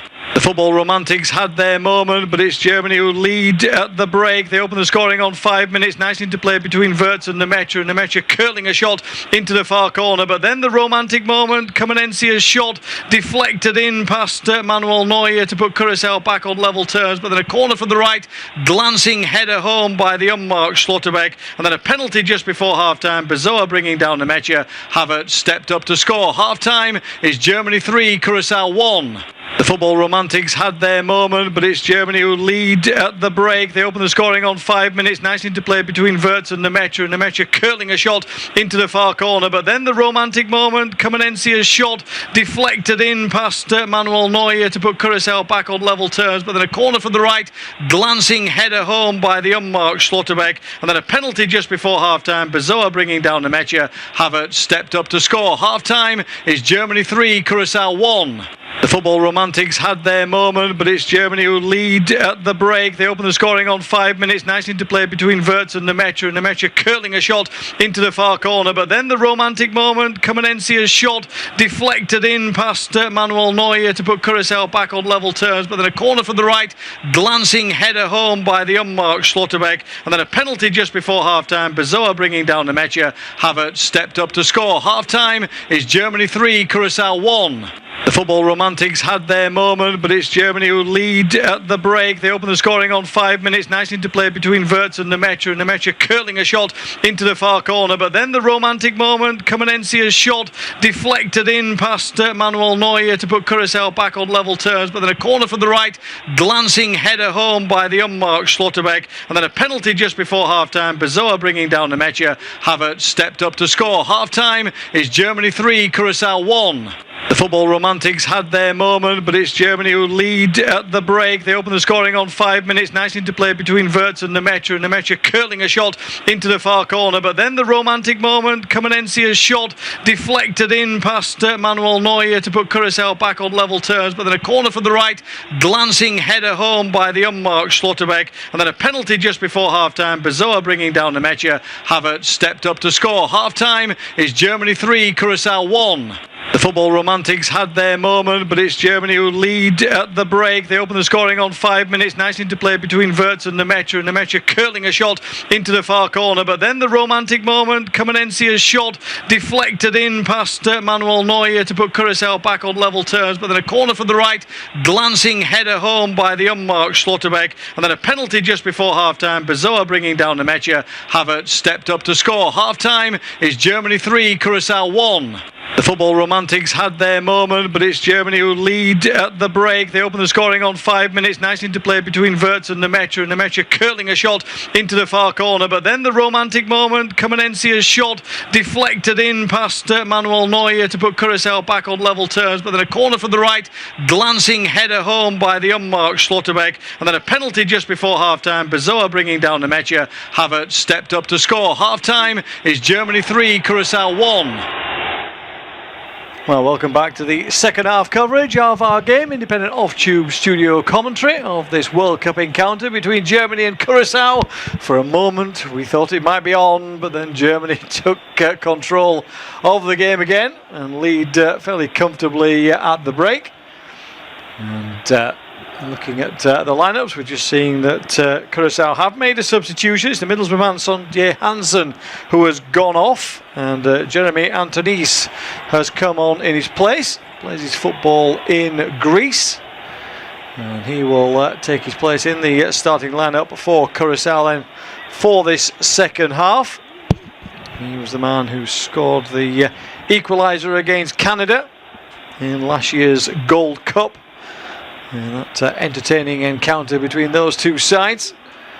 And he'll be looking again to see what he can do in this second half of the game. Looking at how Curaçao are lining up, it looks like Chong and Locadia are going to play as that front two again, with 4 across midfield and 4 across the back. Quite narrow at the moment, Curaçao lining up in the early stages of the second half. I'll run you down the two lineups in a second. I'm Steve Pearson, bringing this independent off-tube studio commentary, joined by Joseph. For this one, we'll get his thoughts in a moment or two, but Germany have possession. And kicked off, long ball forward here towards Musiala! Lovely finish from him, ball into the channel, inside the penalty area, and Jamal Musiala just has enough space to squeeze a shot across the goalkeeper and into the far corner, and straight away Germany on the front foot in this second half. Germany 4, Curaçao 1. Yeah, brilliant little start for Germany there, not the start that Curaçao wanted then. And brilliant finish. Room yet again angry at his defence that they didn't do something about that one then. And of course it had to be Jamal Musiala. Fantastic footwork he's had throughout that first half, and he's got on the score sheet. Yeah, lovely little run round the back, lovely vision from Kimmich, a very tight angle for Musiala. It's got to be better defending though. Bezoa it is who's tracking with him and doesn't even make in the challenge there, doesn't put any foot in on Musiala, allows him to shoot, and it's into the back of the net. There's not much that Room can do, and I can see why he's angry at his defenders. They've got to do a little bit more there, Curaçao. Yeah, they certainly have. I'll say it. I've been waiting to say this one for a while. Too much room in front of Room on that occasion, down that little channel on the right-hand side, and that created the opening for Musiala. He still was tight, still had the defender on him to turn the ball back across the edge of the penalty area, and eventually it's picked up over on that right-hand side and pulls it across the penalty area, and it is 4-1 then to Germany, and everything comfortable for the Germans so far as they extend their lead. The German lineup: Manuel Neuer in goal yet again. 37 clean sheets as the national goalkeeper, but not one today. I mean, conceded that deflected goal in the first half. Kimmich, Tah, Schlotterbeck and Brown the back four. Pavlovic and Nemecha, the midfield holding players in theory, but Nemecha has been playing much further forward actually, with Sane, Musiala and Wirtz supporting Havertz, who's almost playing like a false 9 as he drops in and around that front 2 or 3 for Curaçao. Room in goal, Floranas, Bozea, Obispo and Fonville the back 4. Comenencia the goal scorer in midfield with Leandro Bacuna and Juninho Bacuna. Tatis, Chong, Antonis now and Lucardia the rest of the lineup. So my 2 names there known to English supporters as Germany find a bit of space with Musiala again. This time Juninho Bacuna gets to challenge him, but it breaks away for Kimmich over on that right hand side. Links up with Sane. Germany continue to be on the front foot until Kimmich turns himself inside out actually on that right hand side, loses possession, but Sane does win it back and battles with Fonville over on that far side. Fonville does get the challenge in, but I think he may be pulled up for a foul here. Lunged in a little, maybe caught Sane first. To be fair to Leroy Sane, straight back up onto his feet, no issue from him, but it does look like it is a free kick to Germany over on that right hand side. As Joseph said, a lovely ball through from Kimmich from that goal as the ball comes across here again into the penalty area. Nemecha with the shot pushed away by Roon. Nemecha suddenly found space inside the penalty area. Curaçao just switching off as the ball was played in, and Roon forced into the save. Ball maybe flashing across the face of goal, but keeper didn't know that as Pavlovic picks up possession, rolls it out to Schlotterbeck, goes past Brown all the way to Wirtz. Brown on the overlap. The fullback plays for Frankfurt. He's got a American dad, so has a connection with the US. He was Player of the Year for Frankfurt this season just past. Shows the quality that he has. A bit of a question mark about who would play left back, but Brown gets the nod on this occasion. As the ball is played forward again by Germany down that right hand side into Musiala, tries to backheel it, it spins into the path of Sane, which was rather fortunate in the end, but he can't take the ball under control and runs it out of play for a goal kick. Then 5 minutes gone in this second half, then Germany now leading by 4-1. Be interesting to see if they keep the foot on the accelerator here, Julian Nagelsmann's side, and when he starts to make substitutions and maybe give 1 or 2 players a rest. Yeah, they still like they're going to come forward at this Curaçao side, maybe try and get as many goals as they possibly can. We see that goal from Jamal Musiala yet again. It's just a lovely finish from him, isn't it? Very, very classy from Musiala. Curaçao, I think they'll try and maybe catch Germany out on the break like they did within the first half, but they've got to be a little bit more quicker now, maybe coming out towards them. They've not, with that one chance that they had within the game, it was a little bit of a mistake at the back, but yet again they caught them out on the break because they weren't afraid to take that chance, and then when they got the goal after, it seemed like they'd become a little bit more afraid to attack Germany. Yeah, here comes Chong wide on the right hand side now. After the substitution and change at half-time, he's pulled back by Brown. It will be a free kick for Tatis Chong, the Sheffield United player. It's been a real focal point in that midfield in the central areas, but he's now moved out. Juninho Bacuna has gone into a more central area with Leandro Bacuna, of course, as he has possession now. Former Villa, Cardiff, Reading and Watford man, now playing his trade in Turkey, in the second tier of Turkish football. Here comes Chong again to a more central position into Juninho Bacuna. He can't take control of the ball this time, but he forces Germany to go back to Manuel Neuer. He clears long downfield. Havertz was looking for it, but he clearly put both hands in the back of Leandro Bacuna's back and pushed him away. So it will be a free kick then for Curaçao, deep inside their own half. Eventually, as we said many times, smallest country by population ever to qualify for the FIFA World Cup. Just 158,000 people on the island, but most of these players are Dutch born. Just said in the first half, just Tatis Chong, the only player in the squad born in Curaçao. He lost to China and Australia in friendlies. The ball comes in towards the penalty area. Wirtz almost gets space. Well, he does get a shot in, but Leandro Bacuna had gone all the way back with him, and the Liverpool man's effort was blocked. But again, the run in. Bazoa, for me, is really struggling defensively, along with Obispo in those central areas. Come back to that in a second, though, because Germany have taken the corner kick short this time. Worked back to Kimmich. Out wide again over on that right-hand side. It comes back to the German captain. Left-footed ball into the area. He's hooked away by Leandro Bacuna. As Manuel Neuer is getting bored, he pops up on the halfway line to head one away from the substitute, Jeremy Antonis, who's not been able to get on the ball so far. Germany have taken a quick throw in down the right-hand side. Havertz's shot is blocked. It comes back to Germany again on the edge of the box. Pavlovic has it. Oh, he gets right underneath that one, though. Chips it over the crossbar in the end. He was looking to curl one into the top corner from the edge of the box, but just curls it into the German fans, Joseph. Yeah, he does indeed. Should have done a lot better with that shot, though. Should have Pavlovic plenty of time, plenty of space, but as you said, just gets so much underneath the ball that it flies over the crossbar. He was looking to try and bend it into that top corner, but yet again, nice play from Germany. They're not going to let their foot off Curaçao at the moment. They're wanting to try and go for this fifth. Yeah, plenty of German players just warming up on the sideline.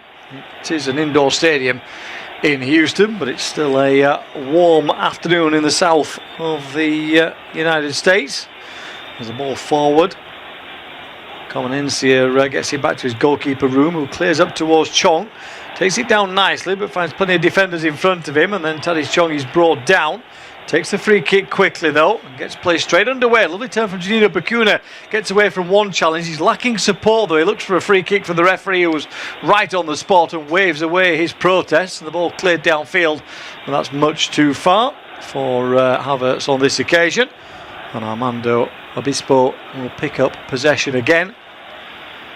See the attempts on goal from Germany on our screen. 21 shots on goal, of which Wirtz has had 5 of them, and slightly surprisingly, the in theory fullback Nathaniel Brown has 3 of them as well, as the ball is cleared long downfield. And Mechia wins the header again, falls to Pavlovic, out wide to Havertz, back to Pavlovic again, interplays with the Arsenal man. They're just passing it between each other 35 yards from goal. Well, Pavlovic picks it up again. Ball rolled down the line to Kimmich, checks back rather than crossing this time, tries to thread a ball looking for Nemechia, but it's beaten from him by Janino Bacuna. But then he dallies, he loses possession. A rather scrappy spell of play from both sides at the moment in the 10th minute of the second half. The score 4-1 to Germany. As forward comes Pavlovic again. Nemechia shapes as if to cross, gives it to Sane. It's got this kind of training ground feel for it at the moment from Germany. They're just looking to keep possession, and Curaçao, they're not really going to bust a gut to close down, because they know the Germans aren't really going anywhere at that point. But here's Wirtz now with a bit more attacking intent down this left-hand side. Rolls the ball inside, but Curaçao have won it back. Comenencia gets it. He wants a foul, but the ball is out of play for a throw-in. There's a bit of a problem for Musiala. Like he got caught somewhere on the back of the ankles. Didn't see anything obvious, Joseph, but certainly Musiala looks a little bit uncomfortable at the moment. Yeah, he does indeed. It's his ankle that seems, just gets trodden on there by Comenencia. Of course, he's coming off of a ankle injury that happened while he was playing for Bayern Munich. Happened in the Club World Cup last summer, of course. Which ruled him out for a little bit most of the season for Bayern Munich, which why he hasn't played as many games for them, but that'll be one to kind of look out for. Maybe that change might come, though. Julian Nagelsmann might be thinking about maybe bringing off Musiala and bringing on some fresh legs.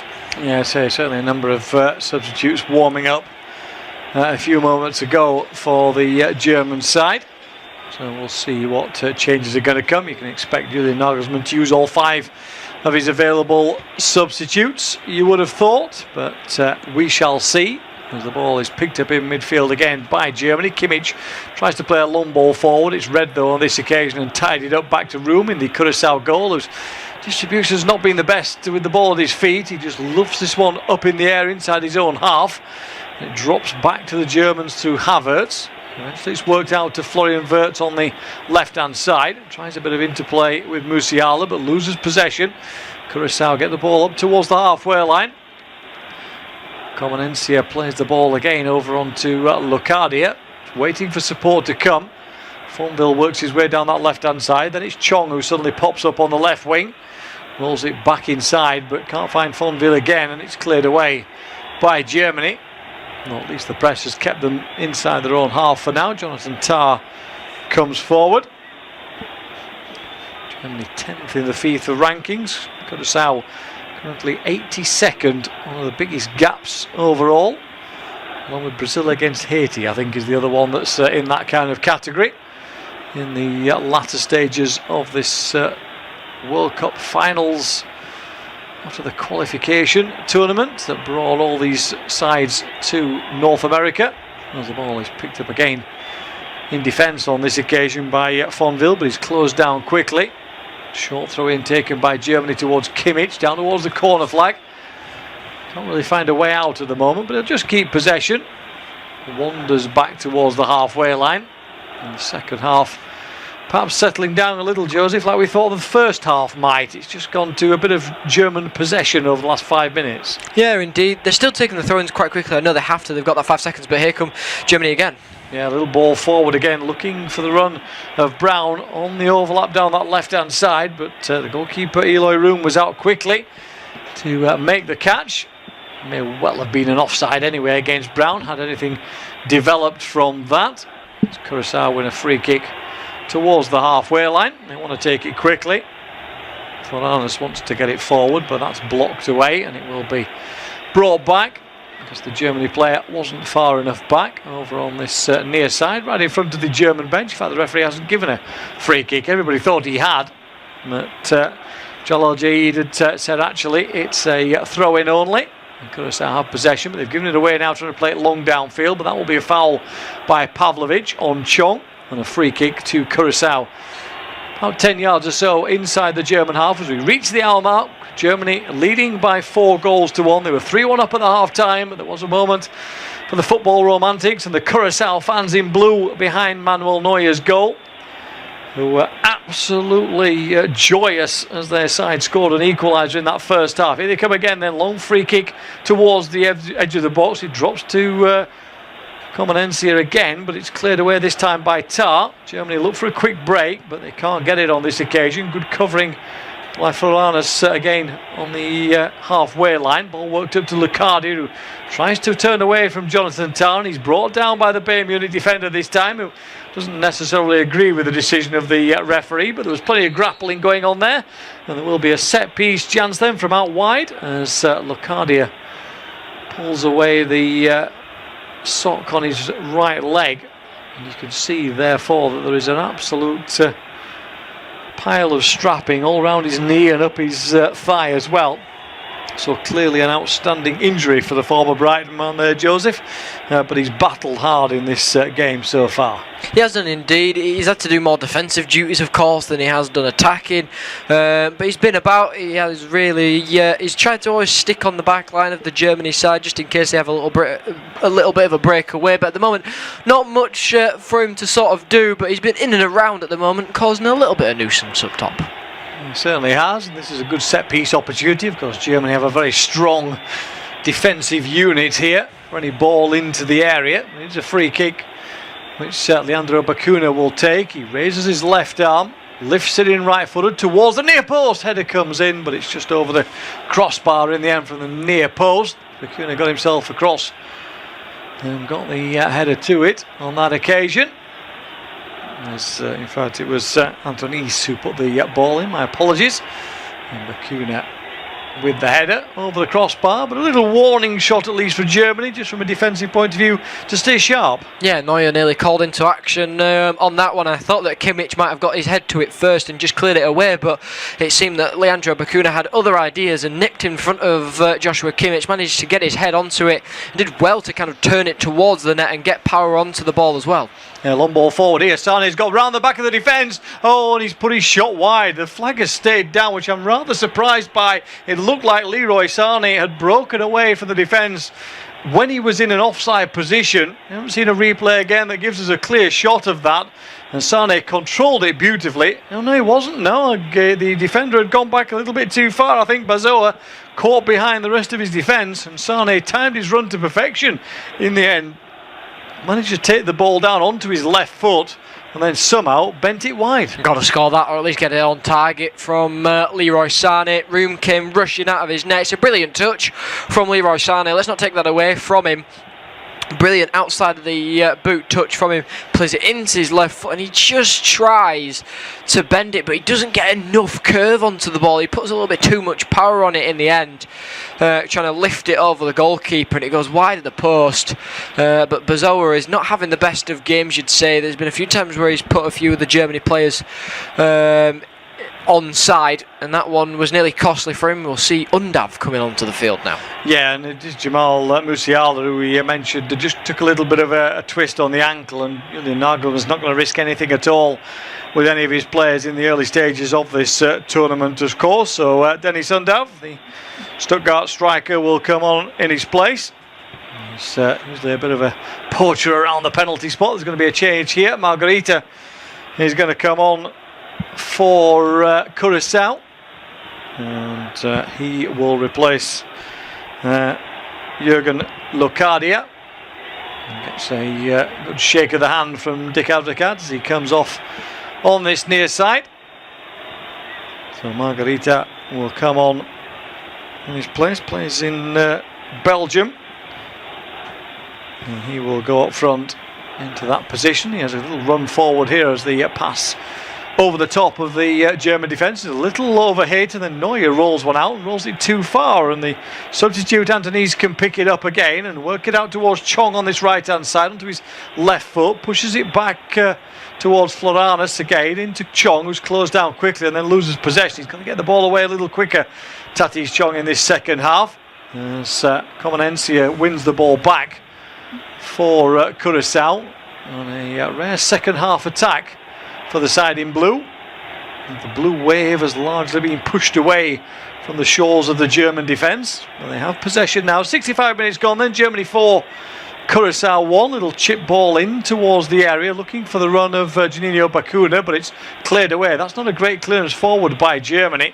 And there's a foot in there from Undav. He's going for the ball, but he's caught Leandro Bacuna on the shoulder, I think, as he dove in to try and get ahead of it. I don't think there's anything in this nasty from Dennis Undav, but he does just catch the Curaçao captain.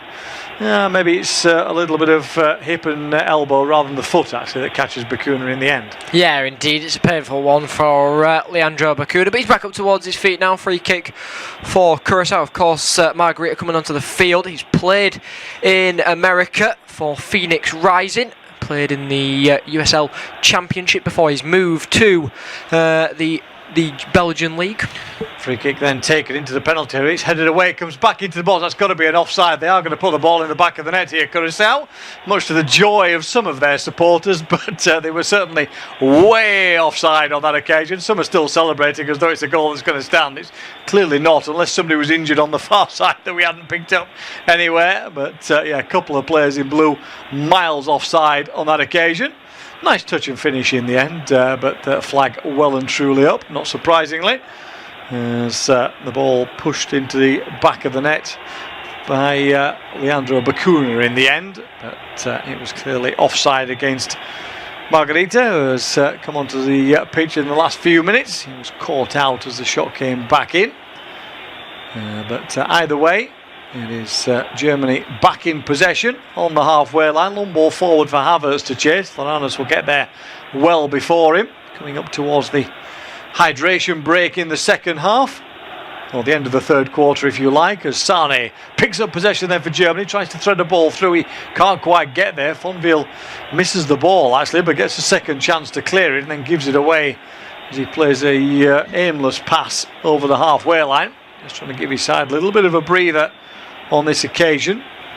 Ball drops back in midfield.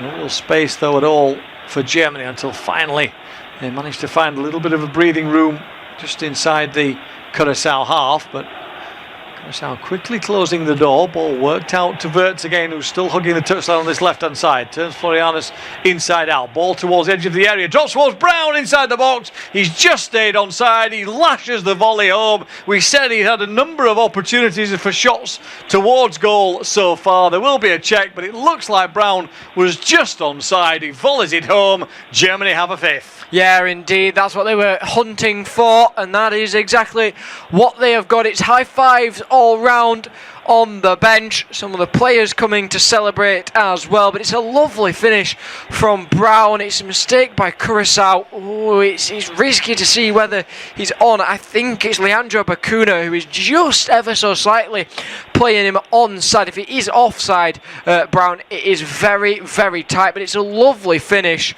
away from room. And yet again, Curaçao's defending has not been the best throughout this game, and it's let them down on this occasion as well. Nobody marking Brown. Leandro Bacuna couldn't get there in time, and it's just a lovely finish. Has only scored 4 this season for Frankfurt, and well, we'll see here. Yeah, onside. It's the foot of Bacuna, Leandro Bacuna, who is playing him on, and yeah, real good finish from Brown. It's a lovely volley, isn't it? As the ball drops to him, smashes it home. Really, really good finish. Impressed by that, as the hydration break will come for us again, and it will give a bit of relief, I think, to Curaçao in this second half. First half, it gave Germany a breather after they'd conceded that equaliser, but second half, much more comfortable at the moment, at least, and we'll expect a flurry of substitutions now for both sides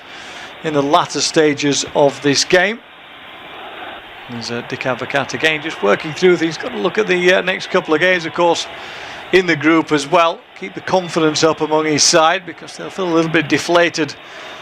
They've taken a bit of a hammering here, but I think, Joseph, overall you would say they've acquitted themselves well. Nobody had high expectations of this Curaçao side, despite the excellent record they had in qualification. It was always going to be an uphill challenge against a side like Germany in that sense, but actually for me, defensively, there are obvious problems in terms of picking up runners against a side of the quality of Germany, but with possession of the ball, they're a lively side. Yeah, they are indeed. If they can get you on the quick break like we saw with their first goal, they are very dangerous, this Curaçao side.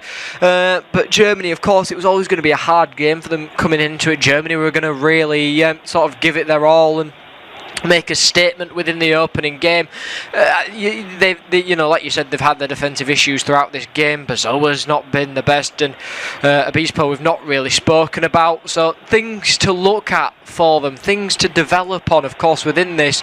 And you know, for them, it is developing throughout this tournament. It is showing people, like we said, trying to win over the hearts of a few fans and show actual people that they can play football, and they've got into this tournament for a reason. You're just seeing a replay again of that fifth goal. Lovely little flick by Undav, actually. Dennis Undav finding that bit of space. Just flicked it with the outside of his foot into the path of Brown. It is a lovely finish from Nathaniel Brown. The more you watch it, the better it gets. Lovely strike from him on the volley as he lashed that one home. First goal for the German side in competitive matches, at least, for Nathaniel Brown. Had scored in a friendly. But it's popped up with a few goals for Frankfurt, 7 in the past 2 seasons as well. As we say, that Player of the Year award. It looks like Germany are going to make another couple of substitutions here as we exit the hydration break. We have to have the full 3 minutes, of course, as we discovered yesterday when the players came out a little bit quickly. So let's see who's going to come on. Goretzka is one. It looks like Rudiger is another, and just trying to see who the third one. I think it's Raum, isn't it? Who one or two people thought might start this game. Who is going to be the third of the substitutions? As Jonathan Tah takes a breather, that'll be for Rudiger, who comes onto the field wearing the number 2 for this German side. Vastly experienced defender, of course, as he comes onto the pitch. Goretzka is going to be in place of Felix Nemecha, the Dortmund man who opened the scoring. And the third substitution will see Nathaniel Brown, who's just scored, coming off as well, which is again expected with Raum coming on. The Red Bull player. So he will make his way onto the field. Those are the 3 changes then. Nemecha, Tar and Brown are the 3 who go off. And Goretzka, Rudiger and Raum come on. So Germany have 1 substitution to make. And there's still another option for some subs for Curaçao. They have 3 still to make if they take them all in one go. Having made the change at half time and a second change as well.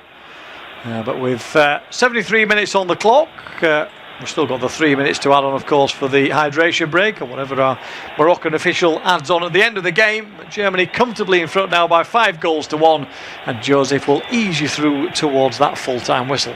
Curaçao have possession of it inside of their own half, then they just drop it back towards their goalkeeper. Plays on to the right-hand side. It's a bit of a wasteful ball. Rome gets his first few touches of the ball. Plays it into Wirtz, tries to get away from Leandro Bacuna, who's just down towards the byline then, and finally kicks it away towards Chong, who's won himself a foul there. Challenge by Pavlovic, and Curaçao will have a free kick inside of their own half then, as they get set to take it. Leandro Bacuna stands over, just plays it onto the right hand side. Floranus will have possession of it, dinks a ball towards Marguerite, who's up against Rudiger. He wins his header onto that. Antones now has possession of it, just drops it into this left hand side. Obispo on back to Antones then. Antones to Leandro Bacuna on the right hand side. Nice little switch of play for Curaçao. Through the middle it goes. Comenencia has possession of it now. Bazoa drops it onto the right hand side. Not really a high press coming now from Germany. Nice turn away by Chong though on this right hand side, but he's been quickly closed down. Lovely footwork from him, gets it away from Rudiger, puts it inside of the box. Never got his head up though. Margarita was actually towards the left hand side instead, and had Chong got his head up he would have been able to see that, but he just played it into an area that he thought his player would be.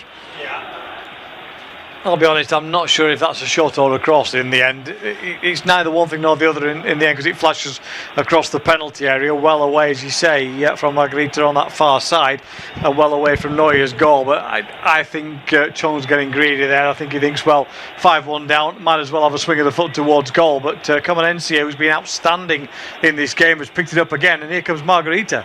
Margarita then, one-on-one with Rudiger, cuts inside, will try the shot. Oh, it's just over the crossbar from Margarita. Curaçao fans got very excited about that one. The man who's just come onto the field then, trying to get a second, and he was not so far away. Definitely had Manuel Neuer diving down. Of course, had he scored that, that would have been his 7th goal for Curaçao. He's only scored 6, but what a finish that would have been.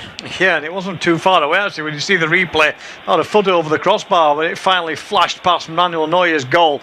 But again, he got the space, didn't he? You know, Germany just easing off now, as you'd expect, to be fair to them. I mean, you know, there's a long tournament to come here, and you're 5-1 up with 15 minutes left to go, so you can maybe take your foot off the accelerator. But there are 1 or 2 worrying gaps in defence for this German side as they come forward at the other end with Undav, and his ball drops towards Havertz. Havertz dinks it back to Sane. Sane tries to play it into Undav, and room is there though to comfortably catch that ball away from him. He's not quick to throw it out though, just takes his time at the moment and just plays it into the path of Chong, who's lost it out though towards Goretzka. Goretzka plays it on to the right hand side then to Sane. Sane back towards his defenders then in Schlotterbeck. Schlotterbeck onto the left hand side it goes for Pavlovic. Pavlovic tries to play it through the middle towards Wirtz.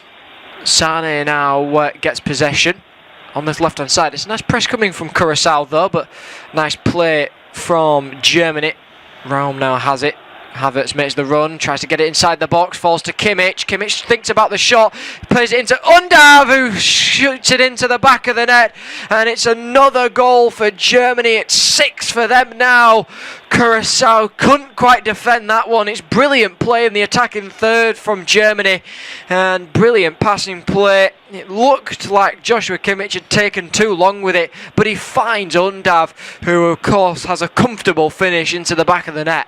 Yeah, it is a good finish, good move from Germany as Curaçao starting to run out of steam rather dramatically. I think Dick Advocat needs to get some substitutions on quickly here, get some fresh legs on and just try and give his side a little bit of energy. But Dennis Undav just pulling away, as you say, nicely worked down the left-hand side, good into play, little pullback. There's Kimmich on the far post, could have taken the shot, didn't though, got his head up, really good play. Undav kind of scuffs the finish in the end and it spins, and that causes the problem for Leandro Bacuna, who couldn't get his leg round to be able to hook the ball off the line. There were 3 defenders on the line. The spin of the ball and the kind of miss-kick shot from Undav, one of those where the striker tries to push it into the floor and then it spins up in the air. You could say it's good play from Undav. It's a good striker's finish, isn't it, just to get that connection on it. But yeah, shame for Curaçao that the game is starting to get away from them now, because they don't really deserve a hammering, it's got to be said, in terms of particularly their first half performance. Yeah, indeed. Knocks the confidence as well, really, for a few of these players being their first World Cup. But I was going to say they are the first side to concede 5 in their first ever World Cup match since New Zealand in 1982, who lost 5-2 to Scotland. As here come Germany again. Ball flashed across by Undav. He was looking for Havertz just on the edge of the 6-yard box. Undav still has possession of it. Pavlic tries to leave it for Goretzka there, and a little bit of a miscommunication from the two of them. And here comes Margarita one-on-one against Rudiger, but Rudiger's got the pace over him and just plays it back towards Neuer, who dinks it over Margarita, making the run, and Kimmich now has possession of it. Margarita's still chasing down the ball, and I've got to say, even though Curaçao is 6-1 down, they're still playing with a little bit of heart out on that field. Margarita especially, as Undav 7 goals in his last 7 caps then for Germany. And well, he's having a little bit of back and forth there with Junior Bacuna. And those two clearly not happy about something, shall we say? Not entirely sure. But Germany, I think for Curaçao though, they've not got to let this knock their confidence. Yeah, I mean, they've still got 2 games to come. You could say slightly weaker nations, but Ecuador and Ivory Coast are the 2 still to play in this group, and neither of those games will be easy. Both those sides quite strong in terms of previous World Cups, but you know, they will maybe hope that the positiveness they've shown on the attacking front will give them a little bit of something to work with. So the danger is defensively they have struggled to keep up with the movement of pace of this German side, as you would probably expect, and not been as solid as you would perhaps like to have seen for a side who defended really well in their qualifying. But this is obviously a big step up. So you know, they do have the quality potentially in defence, but they have just found the German side just far too strong for them, as expected. Yeah, indeed. But here come Curaçao with Chong on the right hand side, but he loses possession out to Schlotterbeck. Challenge goes in. It's a missed one though by Floranus. Ball to Goretzka on the right hand side now. Plays it into Sane. Sane one-on-one with Fonville. Gets it in. Fonville with a good block though, and goes out for a corner kick for Germany then on that right hand side. Good run by Leroy Sané, the Galatasaray man. But Fonville, yet again, he's put a few blocks in actually throughout this game when Leroy Sané has tried to put him in. I'd say he's had a really good game for Curaçao. Yeah, I mean, it's been difficult, as you say, for all the defenders, but the one thing they haven't done is given up. They're not throwing the towel in here in any way, shape or form, even though the scoreline, you know, you might look at it and say, oh well, they obviously, you know, just gave up in the second half. They didn't at all, and they have not. It has just been the quality of opponent that has caused them the issue, as you would expect really in this game. It's gone to plan for Germany, but I still think Julian Nagelsmann will be a little bit annoyed by the number of chances that Curaçao have actually had in this game. Ball is floated in towards the far post, but Rudiger and Schlotterbeck and Goretzka, 3 of the tallest men on the field, all went towards the near post instead on this occasion. I think a substitution is going to be made now for Germany though, but the camera's flashed to Undav, so not sure who's it's actually going to be one for Curaçao as well. And it is looking like Castanier who's going to come on, I think, for them. Again, another one who one or two thought might start this game. And Tatis Chong is being brought out. I think that's just to give him a break. He's worked incredibly hard. Tatis Chong is at the centre of everything in those central areas. So it will just be a bit of a breather as Castanier comes on in his place, and change for Germany, same here really for them. Joshua Kimmich saving the legs of the captain as he heads off the field and gets a big hug from his manager Julian Nagelsmann. A couple of assists in there as well for him, and Anton is the man who comes on in his place. So again, straightforward swap for Germany as the Borussia Dortmund defender comes on, Valdemar Anton. So Jurgen Castanier is the other one who is on the field. Yeah, Castanier has only scored 1 goal this season. Has played for 2 teams though, and has scored 5 in total, but has not played as many games then, as Germany have possession of the ball, and has scored 9 times as well, Castanier, for his for Curaçao. Ball over the top though, he's headed away only down towards Undav. It's a good challenge that is put in though by Junior Bakuna, and then it's lost back out by Curaçao. Bakuna gets it again. The ball to Castanier, he's turned his man nicely there, plays it onto the left hand side. Antones now finds Margarita. Kenny Anton's just there before him though. It goes out of play for a Curaçao corner kick then, and Curaçao on the left hand side will have a corner kick. We'll just see that goal from the referee angle, and Undav just sees that there's 2 players on the line, doesn't he, and knows that he can just kind of kick it with it, kind of play it onto the right foot, just let it roll across him and just dink it into the back of the net. Yeah, as you say, it's a good striker's finish, isn't it? Curaçao take this corner from the left hand side, but it's powerfully headed away on this occasion, and we'll be back in the feet though of Curaçao with Bakuna on this right hand side, but he can't get away, and Germany might be able to break again as we reach the 85th minute, leading 6-1. Well, that was Curaçao's first corner of the game. Germany have had 8, and Curaçao, well, that was their first then, as Rudiger has possession of the ball. Ball onto the right hand side now for Havertz, and it's just walked, it's just played down to about a walking pace now for Germany. Sane onto left hand side for Schlotterbeck. He's got round to his left hand side, uses him. Back to Schlotterbeck then. Plenty of space on that right hand side. Raum gets it again though. Can he quite get the shot off? He can. It takes a deflection. It's a good save from Room in the end. Bobbles up into the air and it's a comfortable catch. It takes the deflection off of Leandro Bakuna though from that shot, and does a good save from Room. Yeah, it was a difficult one for the goalkeeper, as you say, because it changed the angle that the shot was coming in. It scuffed across the floor and almost sneaked in towards his near post, but he gets a foot into it. Little bit of fortune, and the ball spins straight up in the air and comes back to the goalkeeper as he stands back up to his feet. But yeah, smart stop that one from Room, and I think despite, he's disappointed obviously he's had 6 goals past him, but he made a couple of decent saves in there, not really being at fault for any of the goals. I mean, the penalties, he moved a little early, maybe not used to the type of penalty taking that Havertz adopted on that occasion. Main thing with his problem has been his distribution, really. He's given the ball away too many times when clearing it with his feet. Yeah, ball over the top though. He's looking for the run of Fornals, who had gone up top, but in the end it doesn't, and then he gets in the way of Neuer's Neuer trying to pass the ball out, but I think the flag has been raised anyway on Fornals. It will be a free kick to Germany. Curaçao fans though still in full voice, as we can see on our screens, as Germany have taken their free kick. Then Germany still taking things very quickly. You can see a few times that they have tried to catch out Curaçao, who have turned their backs away when taking throw-ins, and we've noticed this throughout the tournament recently, that teams are actually facing away from each other when the ball's being played in from throw-ins. Yeah, you've got to be careful with that, because FIFA have put the directive in that you've only got 5 seconds to take it once you're in a position to take it. So you should be expecting quick throw-ins, really. It shouldn't be a shock, but teams have got so used to that slow throw-in, particularly on the halfway line, around that kind of area. They don't expect a quick throw.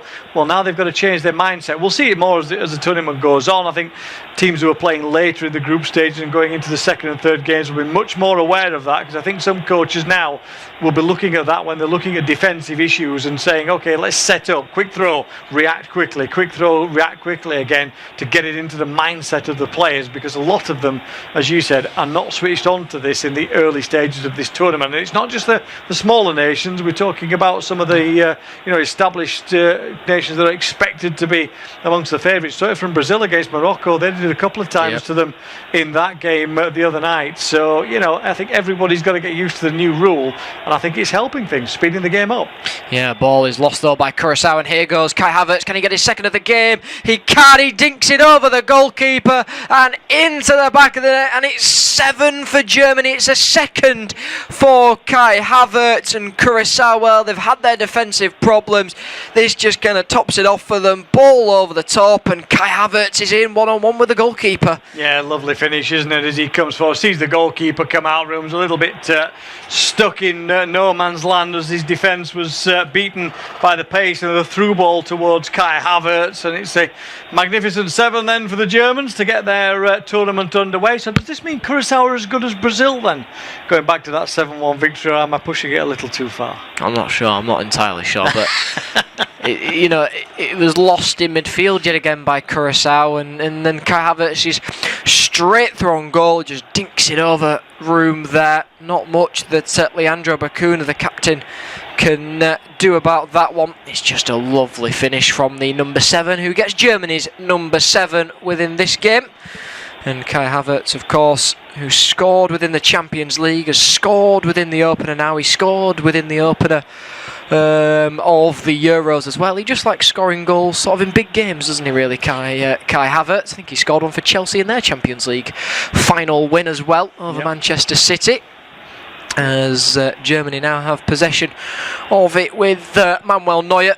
Curaçao, I mean, don't feel hard done by them. They really are trying to give it their all as well, playing down to the last minute. But they've got to maybe sort out these defensive issues. They have, but I think that they're trying to keep the game open, aren't they? In that sense, and trying to give themselves something on the attack. They know they're not going to win, but they're just trying to make at least get some positive elements out of the game. And you'd say, defensively, it's not really been very good from Curaçao at all. I'd say with the ball, much better. But I suppose from their point of view, you might as well go out in a blaze of glory, because chances of getting through the group stages are very small for this side. It's all about learning and about developing this team. Most of the sides, we say, originally born in the Netherlands, and Dick Advocaat, an experienced manager's got them well drilled, but they have been really torn apart in the end by this German side, which is on the one hand disappointing, but on the other hand, you just put this one to bed and say, okay, let's see what we can do and how we can develop and learn more in the next couple of games, maybe, as fourth official indicates. 5 minutes of stoppage time to be played, and we're already into it. Yeah, 0.04% chance to win the World Cup. The bookies have them as 2,500 to 1. As Germany only a 7% though. Not many people thinking that Germany might make it through towards the final then in the later stages of this tournament. I always say that I think the teams kind of coming into it, some of the Middle Eastern teams and the teams like Morocco, the teams that are used to this heat, might favour a little bit better towards the later stages of this tournament, where the teams like maybe like your Englands and things like that may sort of dip off towards the end of it. We've seen it plenty of times with them when it gets a little bit too hot. The ball through towards Margarito, he couldn't quite take the chance, got his feet a little bit muddled up there.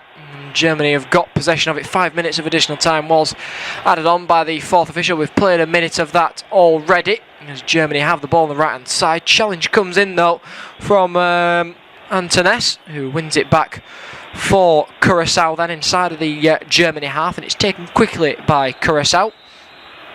Ball is with the goal scorer, Comenencia. Ball into the path of Castanilla. Castanilla then gets it back towards Margarita. Margarita one-on-one with Anton. Sane's come back to cover as well, and he's finding it a little bit difficult out there. Does a little bit of a back heel, trying to catch both of them out. Doesn't work out in the end. Rudiger then kicks it out of play for a throw-in to Curaçao then.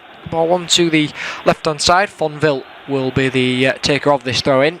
And he takes it down towards Janino Bakunu, who tries to fire it inside of the box there. Chested down. Fornaris now has possession of it. Ball to Leandro Bakuna. Can he beat Rome? He's fighting and battling up there with him, but he can't keep it in play on this occasion. Ball out for a throw-in. And Rome, well, he's taken his time with this one and may actually have been caught in the face there as he's looking down at his lip for a little bit of blood, it seems, but we'll just see that Kai Havertz goal again. He's going to be maybe a real problem for teams because he does sit quite high up against the defence.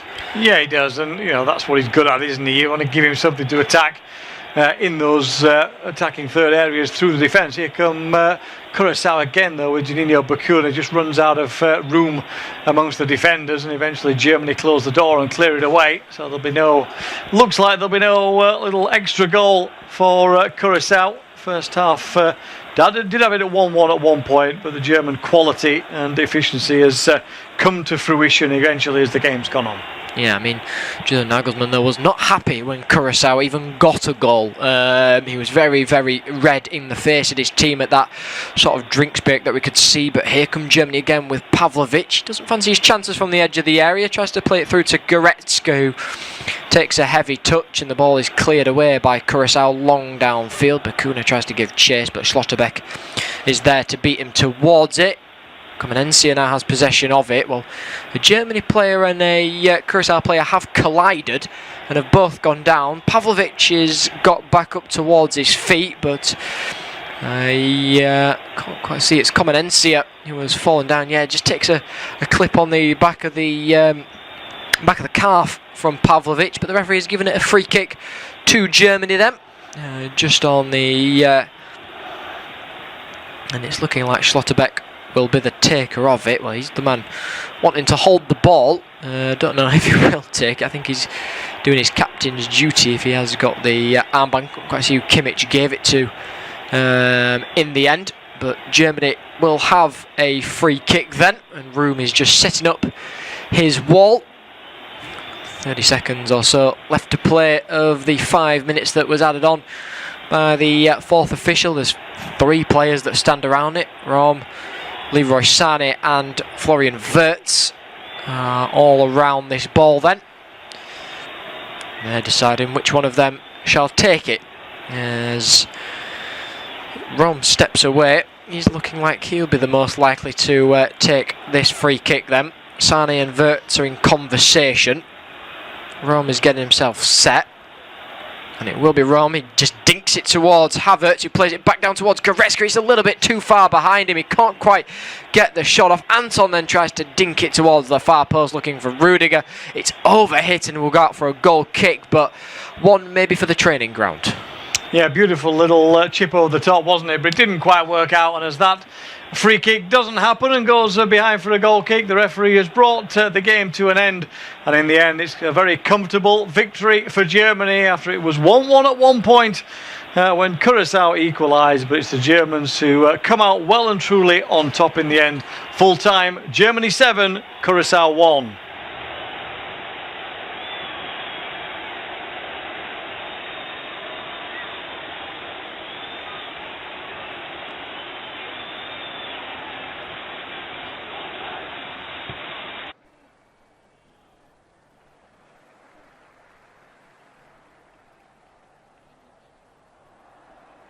Our next football commentary match is getting ever nearer, so why not take the opportunity of having a bet on the match?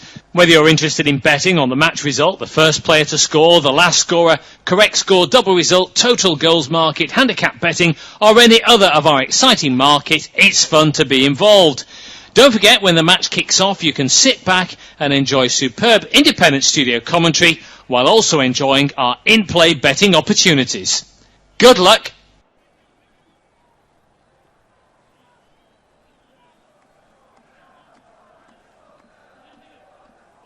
Our next football commentary match is getting ever nearer, so why not take the opportunity of having a bet on the match? Whether you're interested in betting on the match result, the first player to score, the last scorer, correct score, double result, total goals market, handicap betting, or any other of our exciting market, it's fun to be involved. Don't forget, when the match kicks off, you can sit back and enjoy superb independent studio commentary while also enjoying our in-play betting opportunities.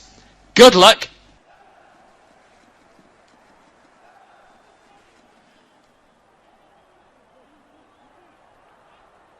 Our next football commentary match is getting ever nearer, so why not take the opportunity of having a bet on the match? Whether you're interested in betting on the match result, the first player to score, the last scorer, correct score, double result, total goals market, handicap betting, or any other of our exciting market, it's fun to be involved. Don't forget, when the match kicks off, you can sit back and enjoy superb independent studio commentary while also enjoying our in-play